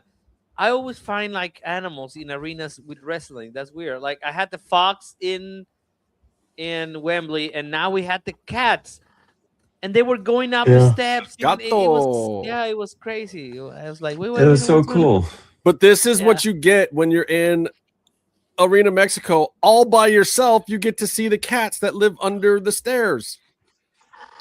They come out. There's no people stomping, and they're like, That was so cool. They're Those cute poor cats too. They look. traumatized They don't. cats. Yeah. No, they didn't look traumatized at all. They were not like. It was not like Okay. a sickly street looking It was cat. a healthy cat. No, This I was just like was thinking if the they're Arena underneath Mexico the house seats cat. Okay, as long as they're cool with that stopping, because that'd be freaky.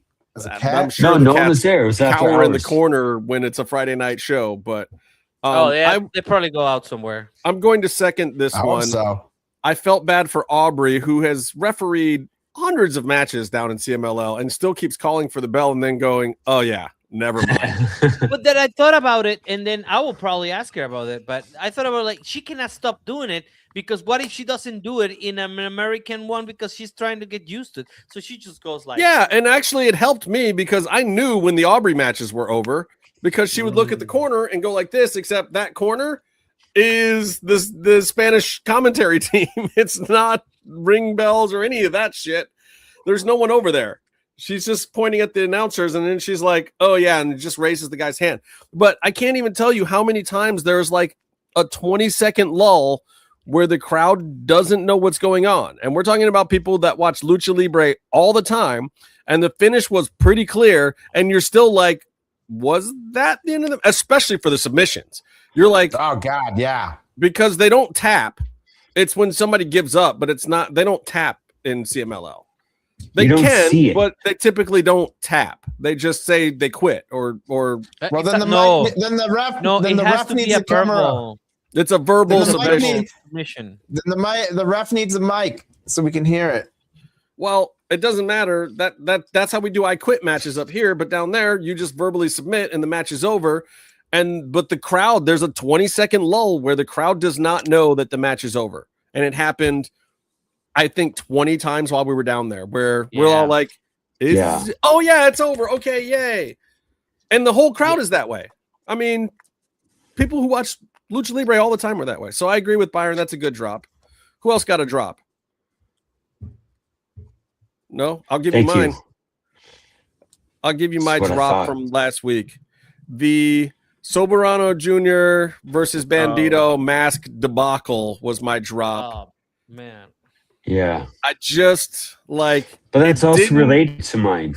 But it was exciting. But it was exciting in the way that it was like, you knew you were seeing something you weren't supposed to see because shit had gone sideways. And like, you know what the funny thing is on that? So I was sitting next to Mike Bailey.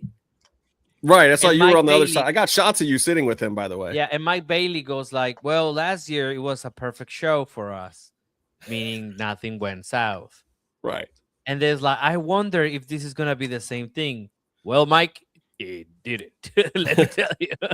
No, it went a little bit awry right there. So this was during the Grand Prix, which is like a 10 versus 10 elimination tournament.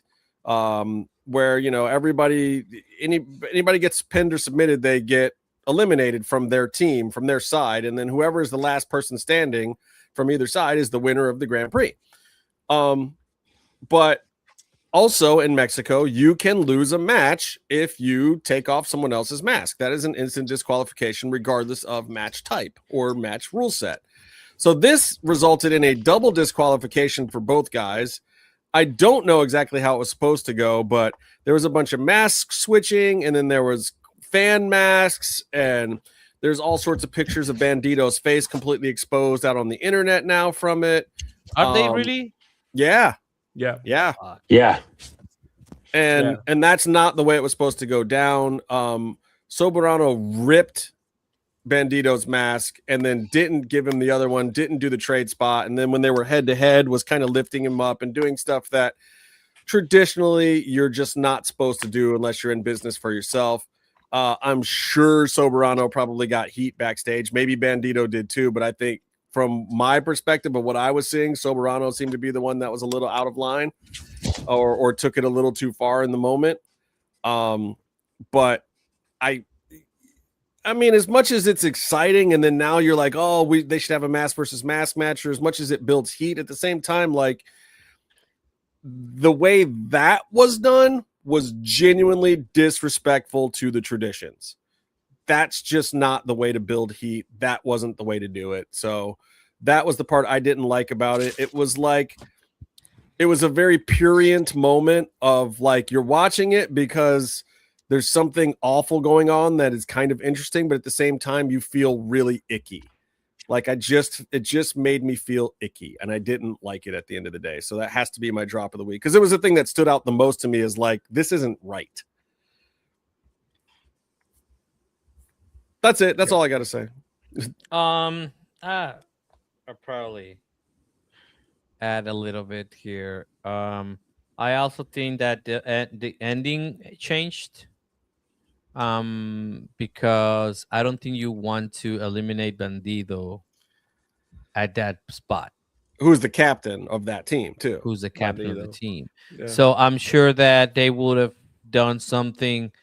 I think Hechicero still goes over, but on Bandido. Interesting. I could see that. Because then you have I mean, but Claudio being there late made sense too. No, he was last year's winner. Yeah, but it was supposed to be Claudio and Mystico probably eliminating each other or some fraction of that, so you can set up something for Aniversario. I mean, I'm not private. I don't know. I don't know. But so, do you think they're going to do a Soberano and Bandido mask versus mask now? No, I wouldn't. And if you were going to take one of those guys' hoods, who would it be? Hold on. So, Soberanos. Yeah. So Same. Instant. He's been asking for it for a while now. What I think, I don't think they should reward the not them. Yeah. Like I don't. It's not about them. They shouldn't reward the situation. I'm not talking about them. I fucking love Bandido, and he knows that I love him. And I but consider giving them him a payday off of a botched spot is not the way to go. It's not a botch spot. I think it's worse than that in certain regards. And I know they feel like shit, bro. But I don't know about Soberano. But I know that Bandido doesn't feel good. It's not so much a botch as much as it's bad for Lucha Libre. Yeah, it's just not the way you want to get heat. It's the wrong kind of heat. Yeah, in Mexico especially. Situation. And also, I gotta say, I think this is more on a bad manufacturing of masks. It's kind of a situation than anything. If I'm honest, and okay, and I did say that, I'll be like, was your mask not properly peeled? What the fuck was that? You know, like. But I mean, dude, watch how Soberano rips up on it. I mean, he's two hands in the eye hole. Like, this guy goes to the fucking gym, bro. Like, you've seen those abs. I mean, he is lifting Bandido into the air by the eye holes of his mask. We can't expect it to have not ripped. I think that's after. No, like, look at that video I sent to IG. That's at the beginning because they had to go to a fan mask after that. Yeah. I mean, that's what that was. I thought he was wearing his mask. I thought he's wearing. No, fans. They were supposed to swap. No, fans were throwing. There was like some clown mask that got thrown in, and then another person threw a mask. It's an old Soberano mask. Like that's how he looked like before. That mask. Yeah. Who? Mystico gave him that mask. But it was from the crowd. It was somebody from the crowd who gave that mask. Because I thought they just like switched masks. But then later there was even a third mask out there, and then they tried to give Bandido back his mask and blah blah blah, and it was all over the place, man. It was crazy. But when he grabs it was a hot mess. Soberano, it was a hot mess. It's more than a freaking wedgie that he gives that mask when he lifts it up, like. No, I get it. No, I get it. Just whatever. It just was, it felt icky to me. But also, I was intrigued. I was like, oh my God, I can't believe I'm seeing this. This is out of control. And at first, I thought it was a work. Like, I thought it was planned at first. But nah, that was out of control. Anybody else got any drops from Mexico? We're just doing wrestling. I wish. Well, you got a drop that's not wrestling related. Yeah, there? You want to complain about my country right now? Go for it. Wow. Because I can complain about yours all day because you guys are the evil empire. Where you know? Well, yeah, I know. Come and have fun here. Honestly, the only complaint about Mexico is that there's not enough churros. Oh shit! That's my fault, Bear. That's not Mexico's fault. That's my fault. I'm just saying there could be more. I need them on every street corner. 3 days. Bear was also was 3 days into living in Mexico City before he started saying how the food didn't stack. No, it's like I would never make a quesadilla like this. He did at one point compare Mexican quesadillas to Taco Bell. I would never. See? It's on video, fool. I would never say that on camera. Okay. To be fair, that's not what he said. He said from my time working at Taco Bell, I know quesadillas. Yeah, that's what he said. That's true. He might have been the janitor, not the cook. He did not technically say that Taco Bell quesadillas were better. He said that his expertise from Taco Bell was why he knew what quesadillas were all about. Wow. Yeah, that is what I said. He has a put words in my mouth. I'm being fair. I don't know that it makes it any better. I don't know that it makes it better. I don't know if Byron was putting words into my mouth because his internet went out through half of it. I thought I was going to get away unscathed. It's going to be in the film, Bear. I can't. It is what it is now. It is. Like I said, it was not what I was expecting when I ordered a quesadilla. It was just a big taco. You know, it didn't come in the little triangles. No, this is Tony, did you hear the part where he said it didn't come in the little triangles? Yeah, I was there. Yeah. It's all recorded. Like, oh my god. Also, I just realized how much Mexican Monica food recorded without, like, I don't know if we knew, because there is this one video that is, I think, an hour and 30 minutes of us just talking about like all kinds of shit. If you guys are complaining about me buying a plane ticket and then coming back to live, that other video is insane because everybody's doing something else, and then we come back to the conversation, and then we go out of it. Yeah, it's crazy. Yeah, I feel bad for our editor. I remember Bear ordering Mexican food in Mexico and saying, "This does not stack up to Taco Bell. It is not on par with that." He said that. I don't think he I said said that at the tortas. No, you said that at the torta place. Oh my god. Which one? At the 24-hour torta place. Remember we went to? And then we wonder why Dani Diaz was just flat out lying to us about Mexican history and culture. Listen, I learned all about Mexican history and culture. Dani sent us, actually, so was I. Pop and drops from Mexico. Okay. What do you got? So the drop from Dani is the Japanese restaurant for breakfast. What? Really? Whoa, that was a drop? Yeah, they didn't have forks. Yeah. They have wooden spoons. They're fine. Eggs with a wooden spoon. Well, you didn't notice, but the service was shit. Hot take. Well, I thought it was great. We went back there. We liked it so much we went back. Oh my god. That's fine. It's just because it wasn't a Panda Express. You know what? The thing is that I wanted to take you to another place called Japan with a Y, like Japan. Right. Japan. We never got to that one. No, that was the one Bear wanted to go to also. Yeah. And I wanted to take you guys. We were like, oh, we have Japanese fusion Mexican food for breakfast. I'm like, fine then. Let's just go. I can have more. Why is that a thing? Like we can't. We already established his name is Bear because bears eat from trash cans and will eat anything. Listen, I would, man. Not because he's soft and furry. Now you gotta make me come back down there. Yes. Don't make me come down there. I want to see Aloso work in a taco cart.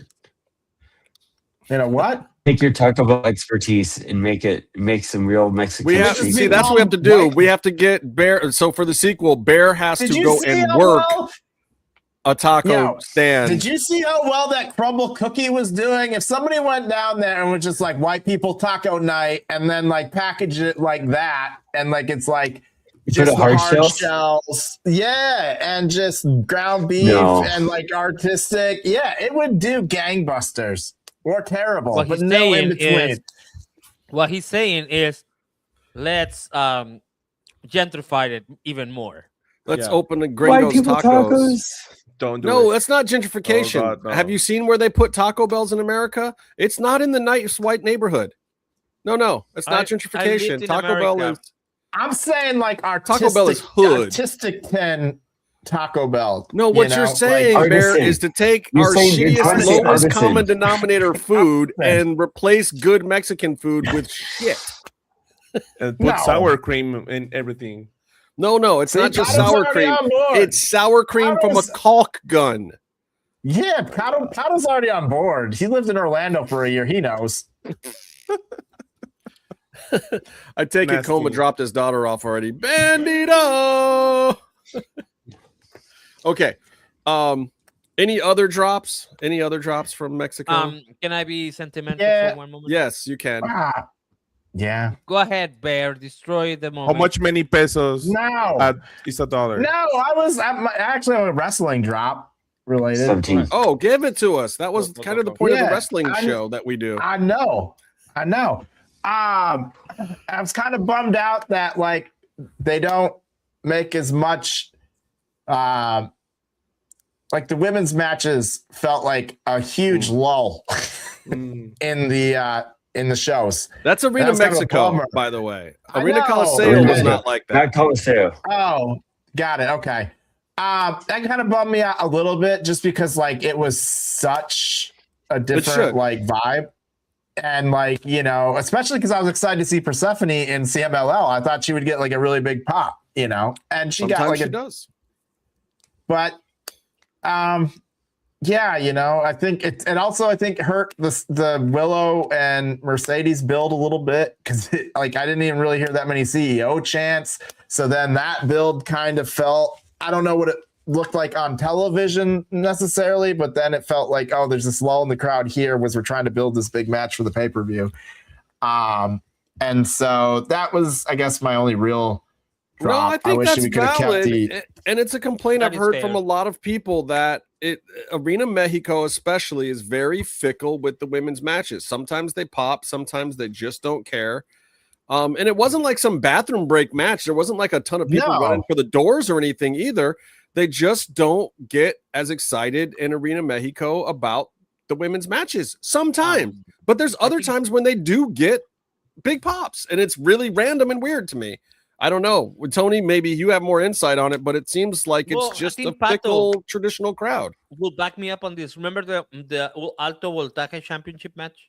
Yeah. It was a crazy-ass match. It was like insane good. You had all the main stars from CMLL there. Olimpia, Tessa, Garra Negra. Olimpia, Tessa, Lluvia. Bro, it was great. We were the only 5-7 people there screaming or like, oh my God, oh. And then you get mad at the other crowd because everybody's like, I don't know what the mentality is because I don't have it, so I don't know what the mentality is. And Arena Mexico was 40% female that night, at least. Yeah. The crowd had a lot of women in it, but I mean, maybe a lot of those women are there to see the sexy men. Yeah, they are. They really are. Like, it's not like here in America where women are like, wrestling, it's a bunch of alpha male bullshit. No, the women at Arena Mexico are like, let's go see some hot, half-naked, sweaty men. Yeah. Actually, it's on trend. Women's coming to wrestling shows. I don't know if you guys saw that, but it was... I saw a lot of bachelorette parties. Very evenly populated. Well, what was that? What was that wrestler on Tuesday that you told me is a Rudo, but all the women love him, and he got like some. He got Soberano. Hechicero. Oh yes, yeah. No, Soberano. Último Guerrero. It was Soberano. It was Soberano, and the ladies love him. Well, he's not really a Rudo. The men Tony just told don't. me it was a Rudo. Who? It's Soberano. No, he's Absolutely, he's a See, Tony told me he's a Rudo. No, he's a Rudo. Oh, he is a Rudo. Yo, I'm taking in more culture here, man. I'm learning and remembering. Just can't remember names. But Tony told me the ladies love him, and like he was getting some like major like lady pops, you know. Yeah, there were some lady boners in the audience for Soberano. Yeah.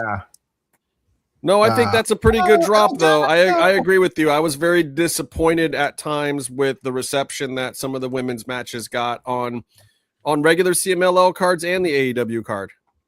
And it's like, for me, it becomes very... But then I thought the reaction on the Friday show was good. Actually, that was a pretty good... I mean, it still wasn't as glorious as I wanted it to be. And I even said that to Thunder and whatever, because she was like, well, what do you think of the match? I was like, it was great, except the crowd didn't give you as much as I wanted them to. Yeah. You know, they just didn't. But it was still a good pop. Like Persephone got a face pop on Friday, even though she was a Ruda. Yeah. And then Thunder and Tessa got real big pops. Surprisingly, Olympia, who, no offense to the other ladies, was probably the best one in the match, didn't get much reaction at all. And I thought she was excellent. That match is weird. But that match is weird because working match, they're able to work Purse and Olympia as heels and Thunder and Tessa as faces in the match. But then the finish, people booed Thunder and Tessa. Mm-hmm. Yes, because they wanted Persephone to win. You know what I mean? Yeah, it's such a complicated situation. Like, I wish we could do a whole study on it, but it also makes it complicated for me to like assess what we should do next. To try to help book or whatever, and push to push for. Yeah, we can because I know what works, and also I know what works on the TV, right? Right. But then it's very weird. I'm sure that match looked great on TV. It does look great. And the difference in crowd noise with the way the microphones pick up, you're probably not even going to notice. It's probably going to sound just as hot, but it wasn't. The crowd didn't give it as much as they should have. And they did get into spots. They got into some of it, and the girls were doing the high flying. They got into it. The energy was great. Yeah, it was a bit of that. And then I thought maybe it was just like, oh, we're the energy's coming down a little bit, but then it was like right after that, the next match, it was back up. The thing is that what I truly believe, that's the situation, is that there is this modification of the behavior of men towards women and the women themselves. So I don't know if they can still feel like can go chingas a tu madre pendeja, you know, to a woman or something like that, right? I don't know if that is never stopped me. I know, but but again, you are one of the Gringos, so you know, so correct. So I'm trying to figure out exactly what it is, because I do need to bottle it, you know, capture the lightning and bottle it. So I don't know. It's a work in progress on my end. I'm you know, guys, you know that I like to study this shit and to like find everything there's a crack. I will bust it open. I know what I would do. It's so complicated. I know what I would do, but I don't know that CMLL would ever do it. What? I would hand Thunder and Persephone microphones and let them go down by the crowd and work a promo right at the edge of the barricade. Because once the people feel invested in that room, it's off the charts. It will be off the charts. If they go down there and they get in each other's faces on the mic right next to the barricade in the orange section, gangbusters, guaranteed. On a Friday. We'll see. But again, that's not something that CMLL does. That's not their style. It's not the way they do things. I don't know that anyone can tell them that it should be, you know, but I think that because people are invested in the personalities of these people. So here's the other problem. Those girls don't have masks. They're not a mask that you go out in the street and buy. You know what I mean? And that hurts Persephone and Thunder a little bit, even though they have iconic looks. It's not a look you can go buy out on the street. You can go buy a t-shirt. You can't go buy that mask, you know?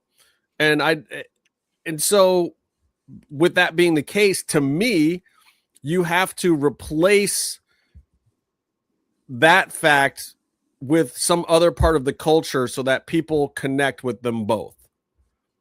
And then as soon as you do that, I think you have something gangbusters. But you have to find that other level of connection with the culture, because they don't look, we were talking about Máscara Dorada. How long's that kid been doing the gimmick? But like, everybody identifies him with something. They have an instant connection because of the gimmick. Because there's a mask. And don't get me wrong, he does the work of fitting into it perfectly and probably better than the last guy. But he's got that upper hand. It's an image that everybody already has ingrained in their minds, and then he lives up to it. So these girls, every night they go out there, they're fighting the fact that they are not ingrained culturally in the product like some of the men are. And they've just got to figure out another piece of the pie to do that with. And they can't go back in time and put masks on now. So, but the top female stars in CMLL, except for Olympia, are not under hoods. It's a problem.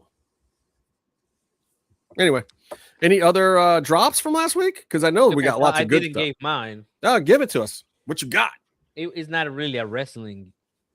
Give it to me. What you got? Doing wrestling. I wish I had more time to spend with you guys. I know that sounds like, but I wish I had, the delivery to do a lot more stuff with you guys, and I wish we had planned it all a lot more, so I could take you to the pyramids and then other places. I just when it was over, I was like, I was very proud and very happy what we did, but at the same time, I was like, oh my god, we could have done this, because my life. So I basically, and I know this is gonna sound a little, I don't know, bragging here, but this is my life. Like, this is basically what I do every time I go to Mexico City. I go to these shows, I hang out with these people, I get to do crazy stuff. Is Byron asleep or what happened? I'm here. I'm awake. Okay. Oh my Your god! eyes went like this. Holy cow! Oh, that was like a jump scare. That was like a jump scare. Yeah, it was a jump scare for real. I get to do all this stuff, and then I did not even take you to like the crazy night we spent with Estaparrasta and Ares and all that stuff that happened. That it was like an Atlanta episode for real. I don't know if I can go drinking with Ares. Nobody can. I've heard. Bear will try. Bear could probably keep up. I've done some drinking with Bear, and Bear can handle himself. Listen, Bear actually is probably less obnoxious and an idiot, and when he's super duper drunk. But I gotta say, it was not about the Bear gets more coherent. It was about the crazy stuff that was happening. Also, Ares is fucking hilarious, man. He's so gifted at comedy, and he comes out of nowhere. Yeah, but could we have filmed it? I don't even know if we could have filmed it. Even though Ares was just face paint for half of his career, he's under a hood now. No, I don't know, but that was great. I mean, I know, but I mean, I meant like, I have a dope life, and I do dope shit. That's Kanye West. All right, Kanye. Yeah. Man, I wanted to thank you, but now you just said that, and now I'm like, I don't want to inflate that ego anymore. No. That I'm just quoting Kanye here. No, it was. I really wish we could have done all the other part of the things. I don't know if we could, man. I was exhausted by the end of that trip. I gotta say, he wasn't even there as long as me and Byron. Yeah. I gotta say, I have pretty good, I don't know what you just said.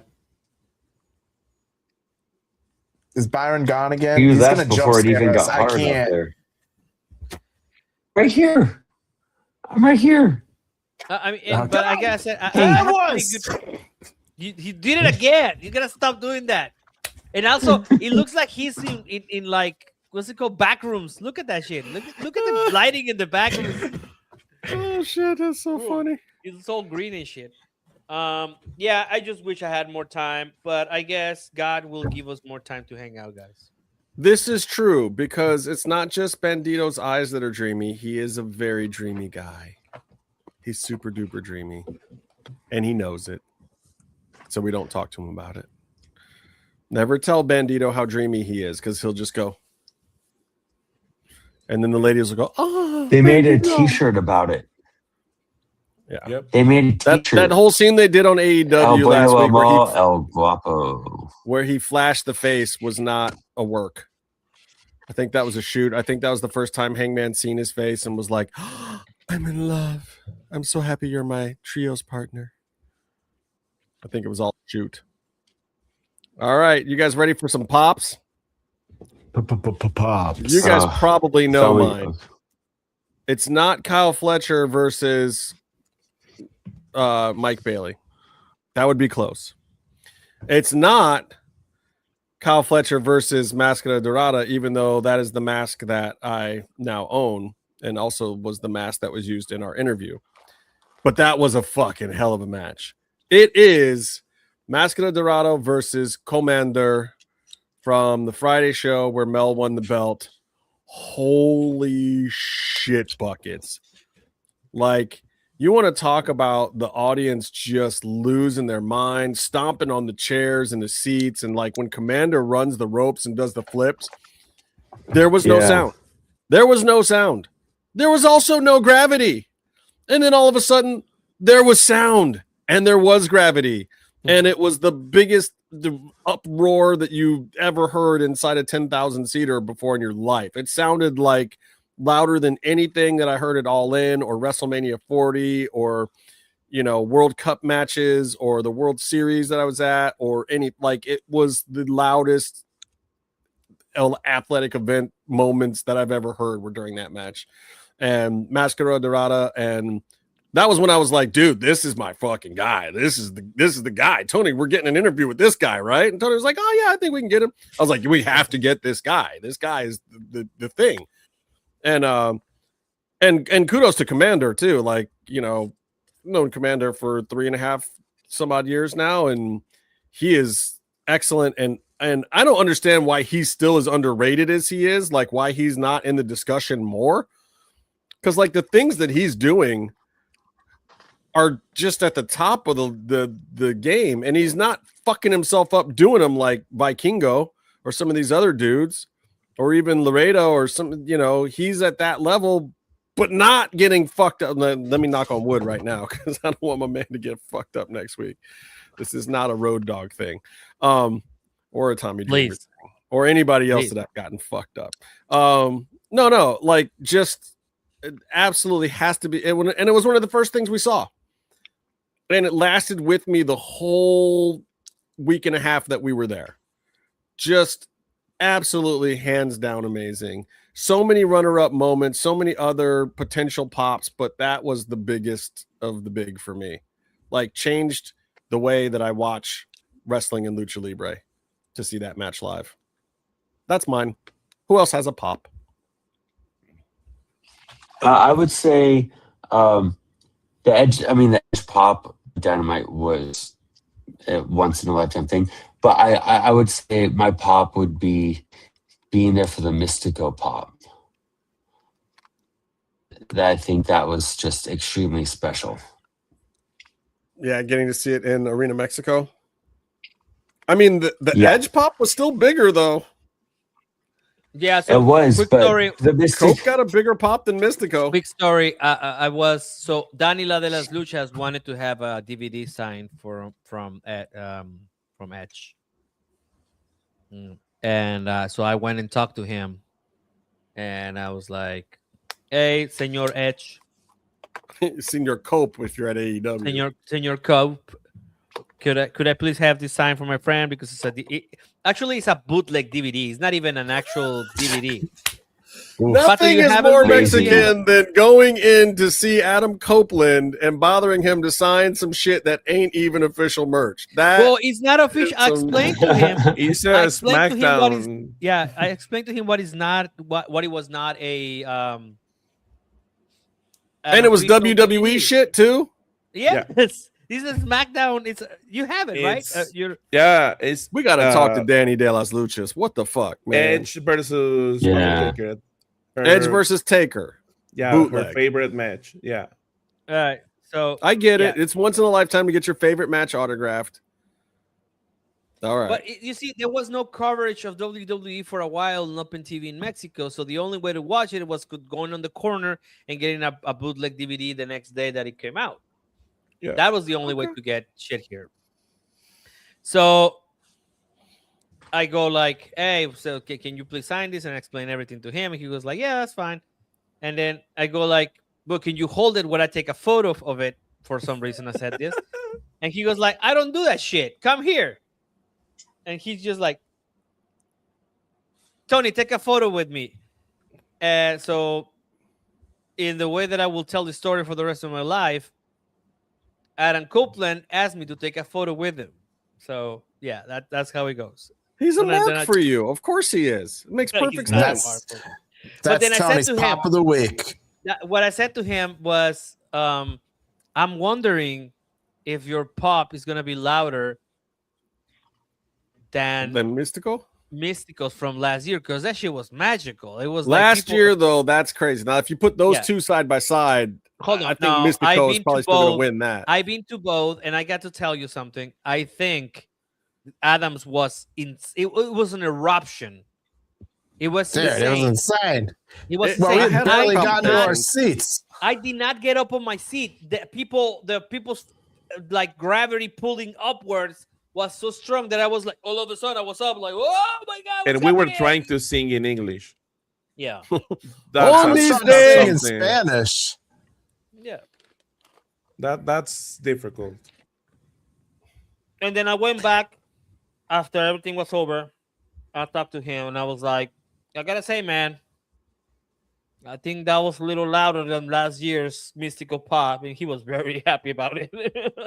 He was like, yeah, I got it. Man, now him and Mystico need to fight because Mystico should be pissed.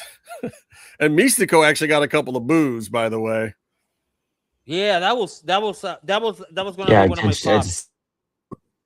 That was gonna be my pop because I can't believe that happened. It was awesome. It was the Mexican people like, hey man, you're our dude. Why are you tripping on the ropes? Why you just ever so slightly botching? You're embarrassing us in front of the Gringos here. What the fuck? Yeah. it was a moment where Mexican fans were like, hey dog, hey, get your shit together, dude.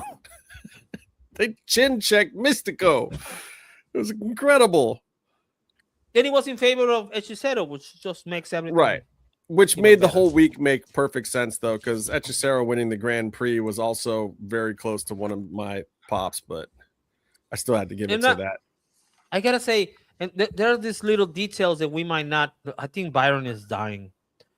There's these little details that like I don't know if they will make the documentary, but we know that happened. The Thursday show, which was like a play, was loud as fuck.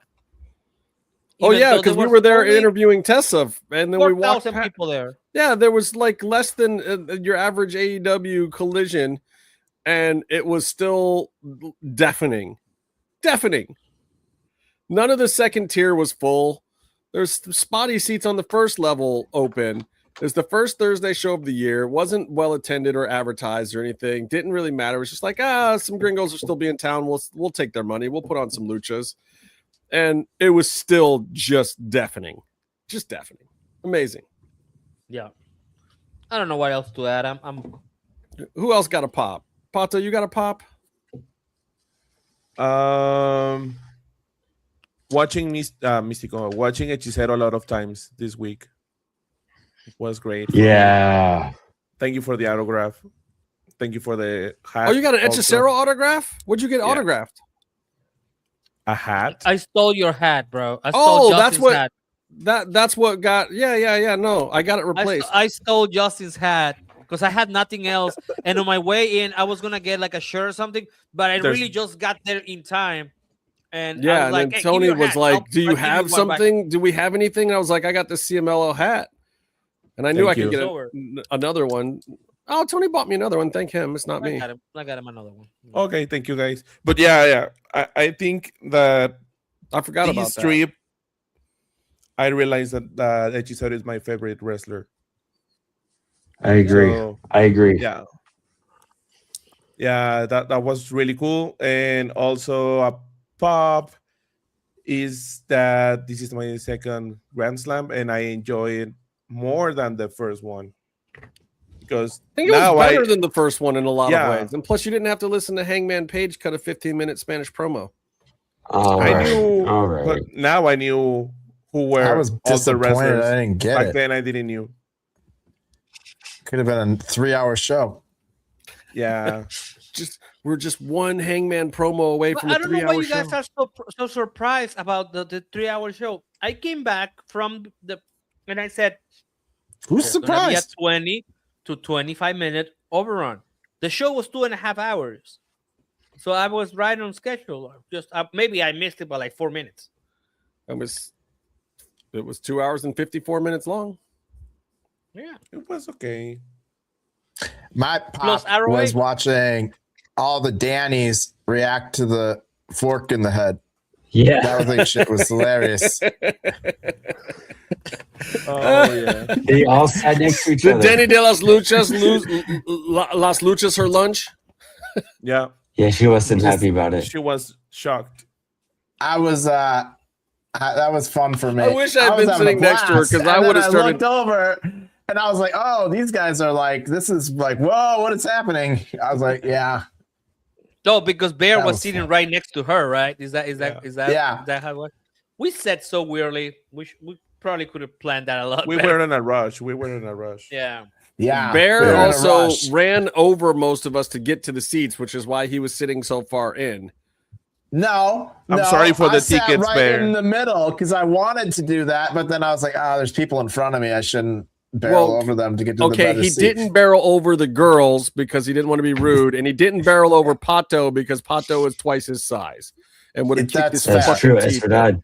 But he knocked me and Byron to the fucking floor. Tony's girlfriend still looking for her kneecaps, and Tony was just weird because he wanted to try to find a place where he could wear his cowboy hat and still sit down. It all worked out. I had to ask the people behind me. Yeah. Sitting on the end was a good call also, but at the same time, it didn't quite work because the way the seats got Tony a lot of FaceTime. It got Tony a lot of FaceTime on TV. On the show? You can charge AEW for that. Well, because he was behind commentary because of how far over he was in the row. He knew what he was doing. He was like, "Oh yeah, get right here with the cowboy hat. I'm looking all nice in my silk shirt. Sit right behind Nigel." Tony doesn't like FaceTime like that. He likes credit for FaceTime, but he doesn't like to be That's on right. That is right. I don't need to be on TV. I need to be on the credits. Right. Like, yeah, you see all those people that got on TV? I got them on TV. That's what Tony wants. If that was true, he wouldn't be wearing the cowboy hat. No, the cowboy hat is some the cowboy shit. The cowboy hat got us into so many places. That was just El Jefe mode that got us. That's a door. That's a key to a door. The cowboy hat is a key to a door. It's a thing because once I don't have it, it means that I'm a ghost at that moment. If I'm not wearing it, it's that I don't want to be bothered, and also I don't want to be seen.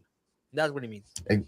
Exactly. You were wearing the cowboy hat and sent me on commentary. Yeah, but that means he was wearing the cowboy hat to say I'm open for business. Like behind commentary. Now everybody knows Tony's open for business. All right. It's good advertisement. It's good for us. Good for him. All right, guys. I got nothing else. I mean, I got a ton of stuff, but it's late. Let's come back next week and do it all over again. What? Do you have something to say, Mexico City? What? No. To Mexico City? Okay. Don't scare me. Let's not do that all over again. Let's do this show all over again. We'll be back next week with some more Mass Mats and Mayhem. So until next time, stay calm and stay in the mix.